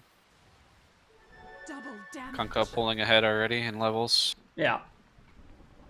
Gets to level 2 of Tidebringer, and that's when he really starts to be a menace. Just wait until level 3. Needs to send himself a salve. He's gonna get it right here with enough gold.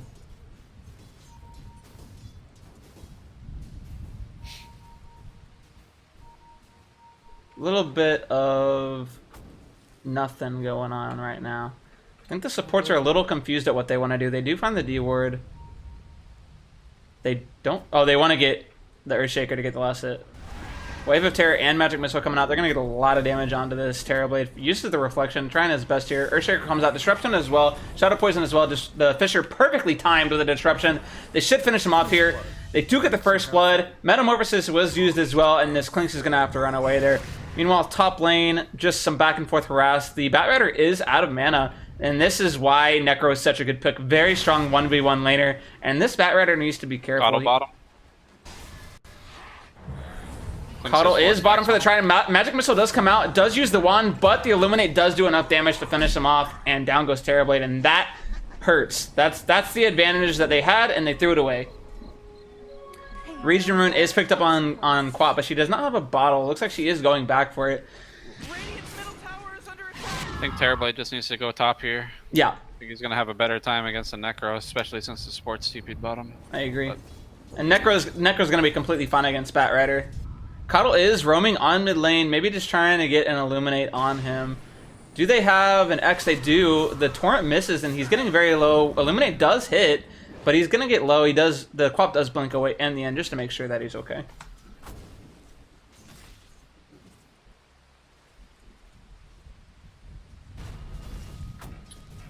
Yeah, they're still putting the supports bottom to help this Terrorblade out, which is definitely the play. Problem is, they got... Okay, Disruption does come out. They don't have enough mana for Fisher. They just get it, actually. The Magic Missile stops them. The Searing Arrows and the Shape comes out. He's going to have to run. Doesn't get the Fisher out, and they're not going to get the kill.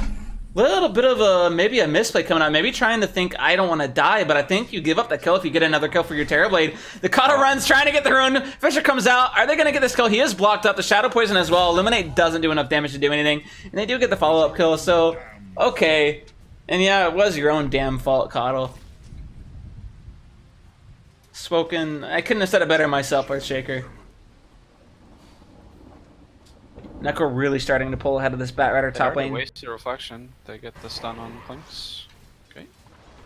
23 and 6 now on this Necro versus only 11 and 3 on Batrider. Just shows you the power of Necrophos in a 1v1. Kato's coming back top, making the full circle. I'm surprised that Bat can't just run over this Necro though, honestly. No, Necro doesn't give a fuck. I guess they did have a hard lane. Like, he has 3 stacks, he's gonna back up, he's gonna remove the stacks, and then what? He also has 15 wand charges. He doesn't give a shit, dude. There we go. Bat going on Necro top. Only has 2 stacks on him. He's not gonna get enough damage on him. Yeah, there's no way he finishes enough. He's actually gonna take more damage than he output there. Necro still has 18 charges now. And Kunkka is farming a hard camp on the jungle. I mean, Quap's level 7 versus the Kunkka being level 5. Very surprised. Very surprised. I don't think that should happen in any circumstance. 26 and 17 versus 20 and 3. I don't know how you get 14 more denies in a Kunkka in lane. Maybe just a little bit of mechanical skill being shown there. Maybe something different. I don't know. I just don't see how that should happen, though. Aggressive ward put down. Don't know if the Kato saw that or not. That Redder has Tranks up now. Down to about half HP, though. Tiny net worth lead for the Dire team still after everything. Missing the Torn on the Earthshaker. Runs away. Magic Missile and Wave of Terror bottom lane. Disruption immediately. They're going to use the Strafe here, trying to get the damage out. Don't think it's going to be enough, and they do use Reflection to hurt him as well. Half health down, about 2 stacks of Shadow Poison up, and Shadow Demon needs to be careful not to get turned around on here. Gonna be fine. Scythe should be up just now onto the Necrophos. Lasso as well. Magic Missile and Wave of Terror again on Terrorblade. Came up a little too far. The Disruption trying to help him out, and they do back up. The Earthshaker and the Quap come in.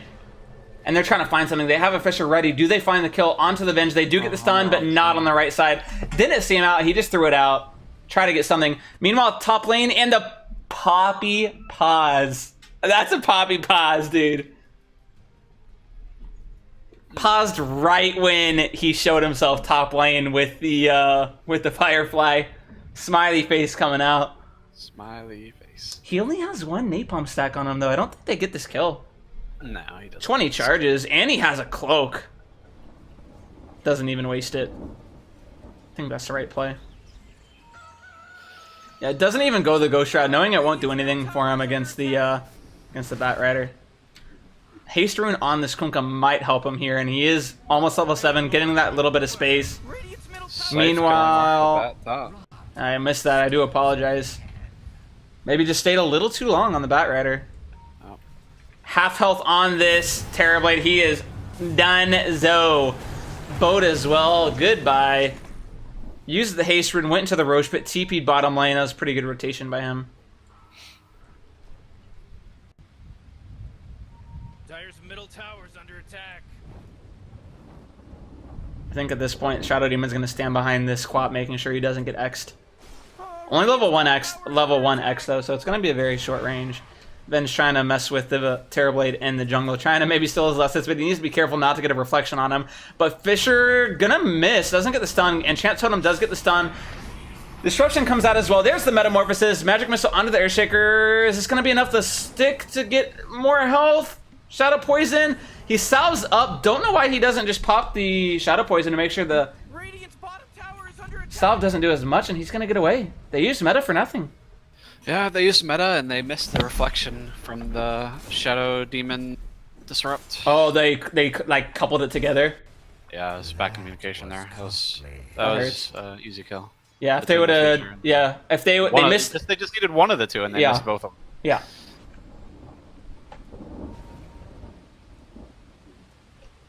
Necro up to 46 and 9 now at this point. See what the Coddle's doing now? He should have been doing that since like minute 1. Stacking Stacking and killing his own camps. for his Necro and his Coddle, yeah. Meanwhile, mid lane, there's a big love affair going on between the Radiant and the Dire Wards, if you see that. Dire do secure the room bottom. Looks like there was a Fisher just trying to make sure that he gets out safely. Quap does have an Arcane Rune, and she does have a Yule's queued up after the treads come out. Scythe is back online, so the Batrider does need to be a little bit careful here. Terrorblade farming jungle with his wand and not his stout shield. Alright, now he switches it in. Thinking. Still his mango over his wand. Thinking. HP regen. Mana Leak does come out onto the Batrider top lane. Needs to be very careful of the Scythe coming out. It's not going to be enough, I don't believe. Illuminate does come in, though. Not going to be enough. Phase Boots up onto the Kunkka. Looks like he is going for an early armlet, but he's pretty far away from it at this point. Shadow Demon did get a quick level 6 because of the Terrorblade being in the jungle, but I think this is going to cost the Terrorblade in the end. He is struggling at this point. Never mind, I actually lied to you. He is actually top net worth for the Radiant team, but is about 700 behind the Dire team. They do go top lane. Did they just miss the Sonic Wave? No, they did not. Okay. I thought they did. They do get the kill on the Clinks with the Disruption, making sure they cancel the TP, and they finish it off with the Scream of Pain. Aggressive tips coming out.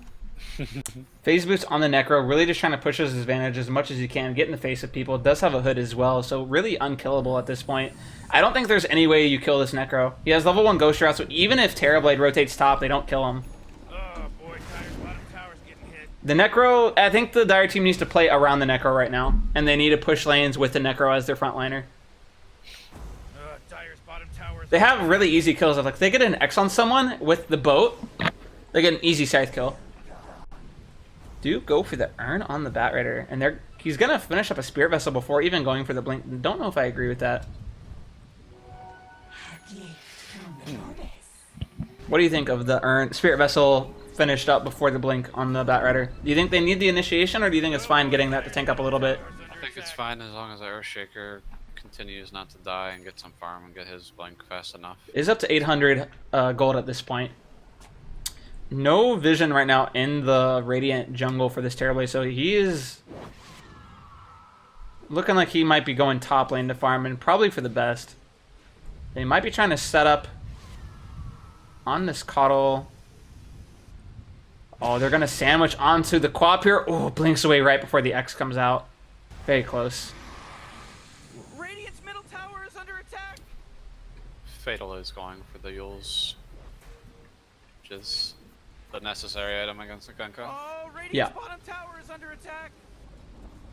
Does have treads up at this point. Oh man, what? Get up on out of here. They are TPing to defend this bottom tier 1 tower, but they don't have a way to really get in with the lasso unless they go on this Kunkka, but Torrent comes out. They're going to find the Quap already. He does get the lasso onto the Necro. The swap immediately to break it, and there's the Magic Missile. The Reflection comes out. The boat comes out as well. It's going to get the buff on all 4 heroes. The Earthshaker is here, and it looks like both teams might just try and disengage here. Quap does blink in and gets the Shadow Strike. They might follow up. He's just going to try and get a solo Echo. He's really trying to find 2 heroes, but he just needs to use it. Gets it on 2 people. The Sonic Wave as well onto the Disruption on the backline, on the second hero as well. Gets it on the Necro. Is he going to be able to get anything? Gets Earthshaker low. He's going to fall after that Ghost Shroud ends. Gets his health up with the stick charges. And there's the Scythe kill. Not enough onto the Batrider, and they do kill the Necro in the end. They just needed to back with the Venge swap and just let the Venge die. And I don't know. They swapped the Necro out of the lasso, right? Right. And somehow the Venge still. Venge still lives and Necro still dies, thinking? Yeah. I don't. I agree. Middle tower is under attack. Once they used swap and meta was used, they needed to leave. You win by someone not dying after breaking lasso and popping meta. That is one thing that I wasn't thinking about during the say. They did pick bat into Venge. Venge. Very tough. Maybe a poor drafting choice there, but maybe they had a different idea in mind. And possibly that might be the reason why he's not going not relying so much on that blink lasso and kind of just getting other items to help. I still think it's worth it, like, just for the mobility sake and finding someone. Yeah. Plus, if you do find someone not next to the Venge, then you're in a good position. Mana Leak onto the Batrider, just being a nuisance, depleted all of his mana, and they're looking for a kill on this Terrorblade in the jungle. They have the vision of him. Are they going to get the kill? Oh, tries to get the swap, but he runs out of vision, goes around that tree, and he does get out. Stutters with the Wave of Terror. Yeah. Meanwhile, top lane, they're trying to get the rune. Clinks does snag it. They gotta know he's there. The Sentry comes out a little late. They're gonna get the other one, though, luckily. About halfway to the blink for Earthshaker, but Dire Team do get the tier 1 tower bot lane. Both mid tier 1 towers are still up, and that was like a source of contention in game 1 and game 2, right? Both teams really wanted to focus on getting that mid tier 1 tower, down as quickly as possible. A little bit different this time around. Yeah, they just need to plant Coddle in whatever lane they're trying to push. Right. It's done. It's fucking done. Trying to pressure top lane, the Radiant team is. X onto the Batrider. There's the Torrent combo with the boat coming in. Wave of Terror onto the top. A little bit tanky. Does have the Vit booster. The Fisher comes out as well, and he is going to get scythed up. Just use anything. He doesn't Firefly. He doesn't Lasso. He doesn't Flame Break. I don't know. Blinding Light. Coddle's really trying to get this tower, and he does with the Blinding Light. Catapult does get the last hit, and there's a big fight going on. Mana Leak comes out, and he just TP's out. And by big fight, I mean like the smallest fight you could ever see. Fucking the biggest, believe me. Have you ever seen a more intense fight than Shadow Demon versus Coddle? I don't think so. Wow. Trying to get some pressure up on this tier 1 top tower. Really trying to do a lot of work before this Earthshaker can get Blink up. And you can see it. He's in position top lane, but he's still about 900 gold away from getting a Blink Dagger off, and that's really painful for him. Gets the Fisher off, going in. Sonic Wave does finish off the Clinks in the background. Magic Missile tries to make sure he gets out, but this is probably looking like a dead...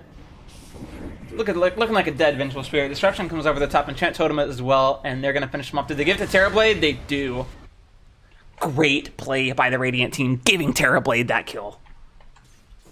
I don't know. This Kunkka still doesn't have an item yet. Still working on that armlet. I'm kind of liking the position, although they are kind of liking the position that the Radiant team's in, even though they are a bit behind in gold. Yeah, no, I agree with you. The Kunkka is struggling a lot more than we thought he would.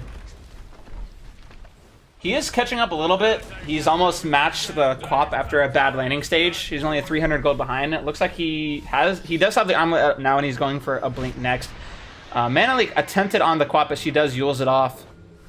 Trying to bring someone in to maybe try and get this kill. Brings in the Kunkka, but she's going to blink uphill to make sure that she doesn't get gone on. Shadow Demon does get an aggressive ward, but it's daytime. They definitely saw that, and it's immediately pinged out by the Necro. Looks like Quap is going back for a Veil, maybe just trying to tank up a little bit more, be a little bit better in mid-fights. Illuminate's going to come over the top and do a lot of damage. Are they going to get the X out in time? They do. Boat and Torrent combo, but the Yules immediately dodged. I think if you're Kunkka there, you need to be aware that she has a Yules, and you have to wait for the Yules to come out to use your spells. Yeah. X lasts 4 seconds. So yeah. Or if she does use Yules to get rid of X, or just wait it out, then you can use Torrent and Boat on top of that. So I think hopefully he learns his lesson after one failed attempt. Probably should have known it from the first time, but hey, everyone makes mistakes. Other than me. I'm always correct. Still a little bit slower blink this time. Kunkka is probably going to fall down top lane. Lasso comes out, Scream of Pain as well. The Shadow Strike, the swap comes out. He's still very low. The Urn, the Armlet toggle as well. Yule's up by the Quap, trying to make sure she gets away. They're still trying to bring down this fucking... Oh my goodness! Cancels the Sonic Wave with this side. Quap goes down. The Torrent comes out. Gets the Bat Rider as well. Wow, what a turnaround. Sonic Wave 3/4 animation through, gets canceled by the side, and that armlet toggle by Kunko just turned it around bigger than the Hokey Pokey. Surprised he doesn't use the boat that fight at all either. I guess he was just... I think it was on cooldown actually. Whenever I looked at it, it was on cooldown. I don't know if he used it to farm last hits or something, but it was on cooldown when he got gone on. Yeah, the pipe on Necro keeping the Kunko alive, and... Yeah, Armlet toggle was fucking huge. Fisher does try and stop the gank coming out onto the Shadow Demon. Defensive Disruption as well. There's the Demonic Purge as well. The Echo Blink as well. The reveal. Swap comes out immediately, but he's still going to get gone on by the Metamorphosis. I don't actually think that was a good swap. X comes out, Torrent and Boat combo as well. It actually gets on the Terrorblade. Wave of Terror cuts the top of the Thunder comes out. Fisher to stop him as well. I think they're both just going to leave on their own accord. The Quap does try and blink aggressively. Does still have that Sonic Wave. Aggressive Euless comes out onto the Venge. Misses the Sonic. X Torrent combo comes out. Sonic Wave does come out. Does not finish anyone. The Straight's going to end up killing the Quap as well. I think trying a little bit too hard. Like, oh, I didn't get Sonic Wave before. I really need to use it here. And the dead aggressive tip there just hurt. I mean, just... You got the Euless for a reason, right? You just have to save it for a reason. Right. Can't be. Whoa, Dire's bottom tower's under attack. NA Dota people. What about Cuddle? Becoming a core slowly. Yeah. The old classic. Dire's bottom He's tower just been destroyed. chilling, sitting in lanes, pushing him out. Yeah. About 800 gold away from the Ags. I was told to pick this hero because of that reason.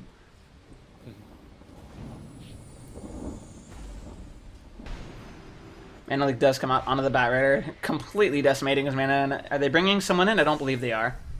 Just being a nuisance to him. Yeah, Demonic Purge taking off the Ghost Shroud is actually quite good. And I think they might find out this Coddle went a little too far. The Blink ahead, the Scream of Pain comes out. Shadow Strike as well. The Euless to stop the TP. And the Blinding Light is making a lot of space. He's still going to end up falling, but man, did he make them work for it. They commit 4 heroes for that. Yeah. I mean, it's a core Coddle. Core Coddle. I would commit 4 heroes for your Coddle.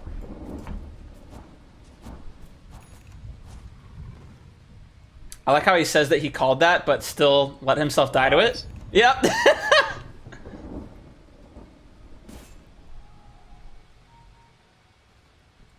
Let's look at the items coming out. Venge does have a drum, is going back for a lad that will be quite good for their team. Necro does have a 4-staff now to couple up with the pipe that she had. Terrorblade does have Dragonlance out, is getting relatively close to the Manta. A couple hundred gold off from that. They are smoked up on the Radiant side, trying to find someone. It looks like they might find the Clinks. He has Skeleton walked up, though. They better have a sentry down. Don't believe they do. They use the dust. Are they going to find him? Shadow Strike comes out the Veil as well. Enchant on him, couples it up with it. Scream of Pain does miss, but the Fisher does hit. The Demonic Purge comes out, and he's going to fall. Looks like they are trying to trade tier 2s at this point. The Radiant team does use their fort for that. Has Blink Echo. They did not lose tier 2 top either. It looks like it's still at full health. Necro is finding this Shadow Demon, making him his bitch, and there's the Scythe coming out, and he is fucking done. The easy swap play coming out, boat over the top, and they're trying to get the Earthshaker Echo on top. The Torrent's gonna come out and miss because of the Yules. The Metamorphosis comes out as well. Ghost Shroud and Sonic Wave over the top. Lasso comes out onto the Kunk. Are they gonna find him? He still has the boat, the run buff on him. The Blinding Light as well, helping a lot. Shadow Strike comes out. Wave of Terror as well. The Cleave coming out. The Terror Blade is gonna finish him off. And why are they still fighting? Venge is gonna fall as well, and I don't know why they stayed as long as they did. I mean, they keep swapping out the Necro, and it never works out. They keep jumping right on top. Yeah, and they didn't have Clinks in that fight. Did not have Clinks in that fight. I know he had just died, but he TP top. He didn't even TP to the bottom shrine to come and help. Probably could have. Spirit Vessel already proving to show its worth there against the Necro really mitigated a lot of the healing that he wanted to output. Manta is now up onto the Terrorblade, and that's going to really help them a lot. I kind of think it's still the same as it was before, right? You know, they were about 3-4k behind. The Radiant team was about 3 to 4k behind earlier, but we still kind of like the position they were in with the Terrorblade. And I still think they're in really solid ground right now. With the Earthshaker having the Blink, it's really showing to make a lot of difference in these team fights. Really splitting the map, or not the map, excuse me, really splitting the team fights up. Is he going to find him with the Yules? He does not. Caudle trying to be a little cheeky there. Killing the wave as much as you can with his Illuminate and TPing out. A little aggressive, a little risky, but gets out. But yeah, these Fishers are really splitting the fight up, and yeah, Kunkka is trying to use his boat to try and do the same thing, but it's not really doing this. It's not really having the same effect. Terrorblade's been able to sit in the background and just lay into people with his Metamorphosis. The past 2 fights that he's used it. And if he can keep doing that, they're going to be in a great spot. Looks like Clinks might be trying to find someone here. They do find the Earthshaker. He might be able to get this kill if he hurries. He does have a defuse with the Blink and the X combo onto the Earthshaker. Misses the torrent timing, I think, or was it a visual bug for me? I think it was, because I saw a stun timer on him, but I didn't see him go in the air. Another X combo onto the Batrider, and I don't know how they lose 2 heroes there. Did he get mana leaked? He did. Caudle showing his worth there. They might be trying to go bottom on this Necro with the Quap. Think he needs a +1 for that, though. They do bring the Clinks mid lane. Not going to find the Terrorblade, though. Use the Reflection, being a little bit annoying. And that does bring his mana about to half on Clinks because he has the Diffusal. The offensive Yules onto the Caudle, but the Caudle's here now gets the combo onto the Quap, but doesn't get the boat to hit. Boat's on cooldown for 3 more seconds. Excuse me. Excuse me. Boat is online now. Might kill this Venge. Veil on top of the Shadow Strike. Blinks in with the Scream of Pain. Magic Missile and Wave of Terror to end response. But there's the Fisher and the Blink. Enchant Totem. Really trying to pump fake the Enchant Totem attack to get the last hit. He does get it. Wants that kill. Terrorblade out of mana completely now. Does not have enough for Sunder, and his team needs to be aware of that. Clink Skeleton walks away, and he is using his Firefly to get rid of those trees, but he does get X and Torrented across the top. Another mana leak as well. Again, this Terrorblade does not have Sunder. He needs to be very careful. He uses Reflection. Quap uses the Veil as well. Demonic Purge onto the Necro. 4 steps away, so he does not get lassoed. Still gets lassoed. Clink starts laying some damage with Strafe onto the Terrorblade. Still does not have mana. Cannot use his Sunder. Disruption on the top defensively. There is the... Okay, we swapped kills there. Sonic Wave gets the kill on the Necro. Scythe kill onto the Batrider. Echo does not get anything onto the Clinks. Torrent misses. Veil all over the top. And the Axial is coming out with the Caudle. Gets the X off, is able to blink away. And there's a buyback on the Shadow Demon. Looks like that's going to be a waste, but he's trying to get a kill. Uses Dust, gets X'd immediately. Disruption onto the Clinks is going to get a lot of his mana purge there. Mana leak over the top, and oh my goodness, was that a crit? That was not a crit, but that was a dieback. Magic Missile onto the Terrorblade here. Fisher to split the fight. Manta should be getting rid of it, but the X is going to bring him right now. Out of mana, he's not going to be able to get a Sunder off.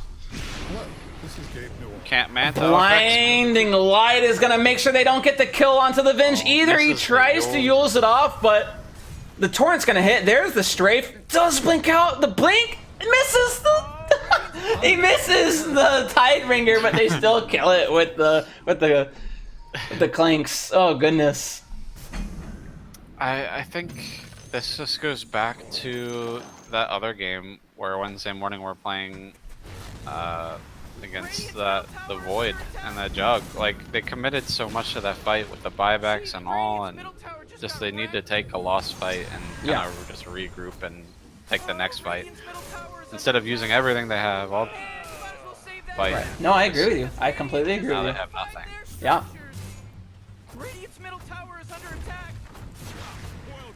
Looks like they're probably going to get a tier 3 and back here if I was a betting man. Reflection does come out, but a mana like immediately on the Batrider, and he's completely out of mana. Yeah, he needs that. We do have a Fisher block onto the Caudle, quite good. He's gonna use the Demonic Purge as well. An immediate swap, Wave of Terror and Stein, and goodbye Shadow Demon. I don't think that Radiant team can take this fight anymore. Terrorblade's trying, he gets X'd, and the boat's gonna fall up immediately. doesn't man to dodge it. He does have enough mana for Sunder. Magic Missile comes over the top. There's the strafe, the Fisher. I mean, doesn't get the Sunder off. It's mana leaked every time. He needs a BKB. If he doesn't get a BKB, they have no way of winning these fights. He keeps trying to Manta dodge the X, but it's extremely hard. I think he just needs to Manta off the mana leak instead. I agree. Trying a little too hard to make a flashy play, and although it would be cool, it's not worth it, like you're saying. Echo does come out onto immediate Blinding Light to disrupt the combo. Sonic Wave over the top onto 4-Hero. The Fisher is making it. Oh, the Blink into the Reaper side, and he's going to fall. Two buybacks. The Fisher's still there. Swap over the top to make sure the Kunkka gets out. This Batrider is very low to the Illuminate. This Coddle's doing a lot of work. Metamorphosis does come out. Force Staff as well to get out. Klinks does use BKB, tries to get out with the TP as well. Quap does blink forward, gets an offensive Yules. The Coddle's gonna get canceled as well by the Yules onto the Batrider. They're gonna lose the Vengeful Spirit and the Coddle, and those are two good kills. Although they are support kills, the Coddle has been a thorn in their side all game. And this may open up a tier 2 tower for the Radiant side. I think Dire still like that. They get a tier 3 Two tower. buybacks onto the cores. Only lose their supports. And they got buybacks on the Terrorblade and the Quap. Fit for a queen. Necro is going back for an Ags. This Coddle has just been easily the best player in this game so far for the Dire team. Mana leak is fucking. It's a spell. It's a spell. Are they trying what I think they're trying on Kunkka? He just bought an Echo Saber. Are they gonna? Okay, I think he sold it. I was one. What? No, he didn't sell it. He's bringing it to himself in the courier. You know what I think they're trying to do here? I think they're trying to do the Shrakar cooldown on Tidebringer to get a double Tidebringer. Well. It's very cheesy, but if he gets a crit though, he's just gonna kill the creep wave. To get crit first. No, I'm saying like if he gets a crit on a creep wave, he's not gonna get a double hit because it's just gonna kill the creep wave. Fisher over the top on Avenge, and this is going to be a sacrificial lamb. Reflection comes out as well, and they're going to get a follow-up kill on Terrorblade, and that's big for them. I mean, you take that over a core dying, but Vince has been on point with the swaps this game, so it's not nothing. He's got the chakra magic on him. I want to see what the cooldown is, if there even is one. The Echo Saber. Well, level 4 Tidebringer has a 4-second cooldown, and the cooldown reduction is 6 seconds, so it is without even the level 25 talent. It is a double Tidebringer, but we'll see if it works out. But if he gets a crit later and it kills the creep wave, that's what I'm saying. They're not going to get the double hit because the creep wave will just die. They do get the X onto the Shadow Demon, gets the scythe, doesn't finish up the kill, defensively disrupts, dodges the torrent, but he's going to die immediately to the blink onto the Kunkka. I hear an Echo in the background. Missed the Echo, I believe. Boat over the top onto the Quap, doesn't have any mana to blink out, and she's just gonna fall. Don't have to wait for a Shadow Demon to use Disrupt if you just go into Death Shadow Demon.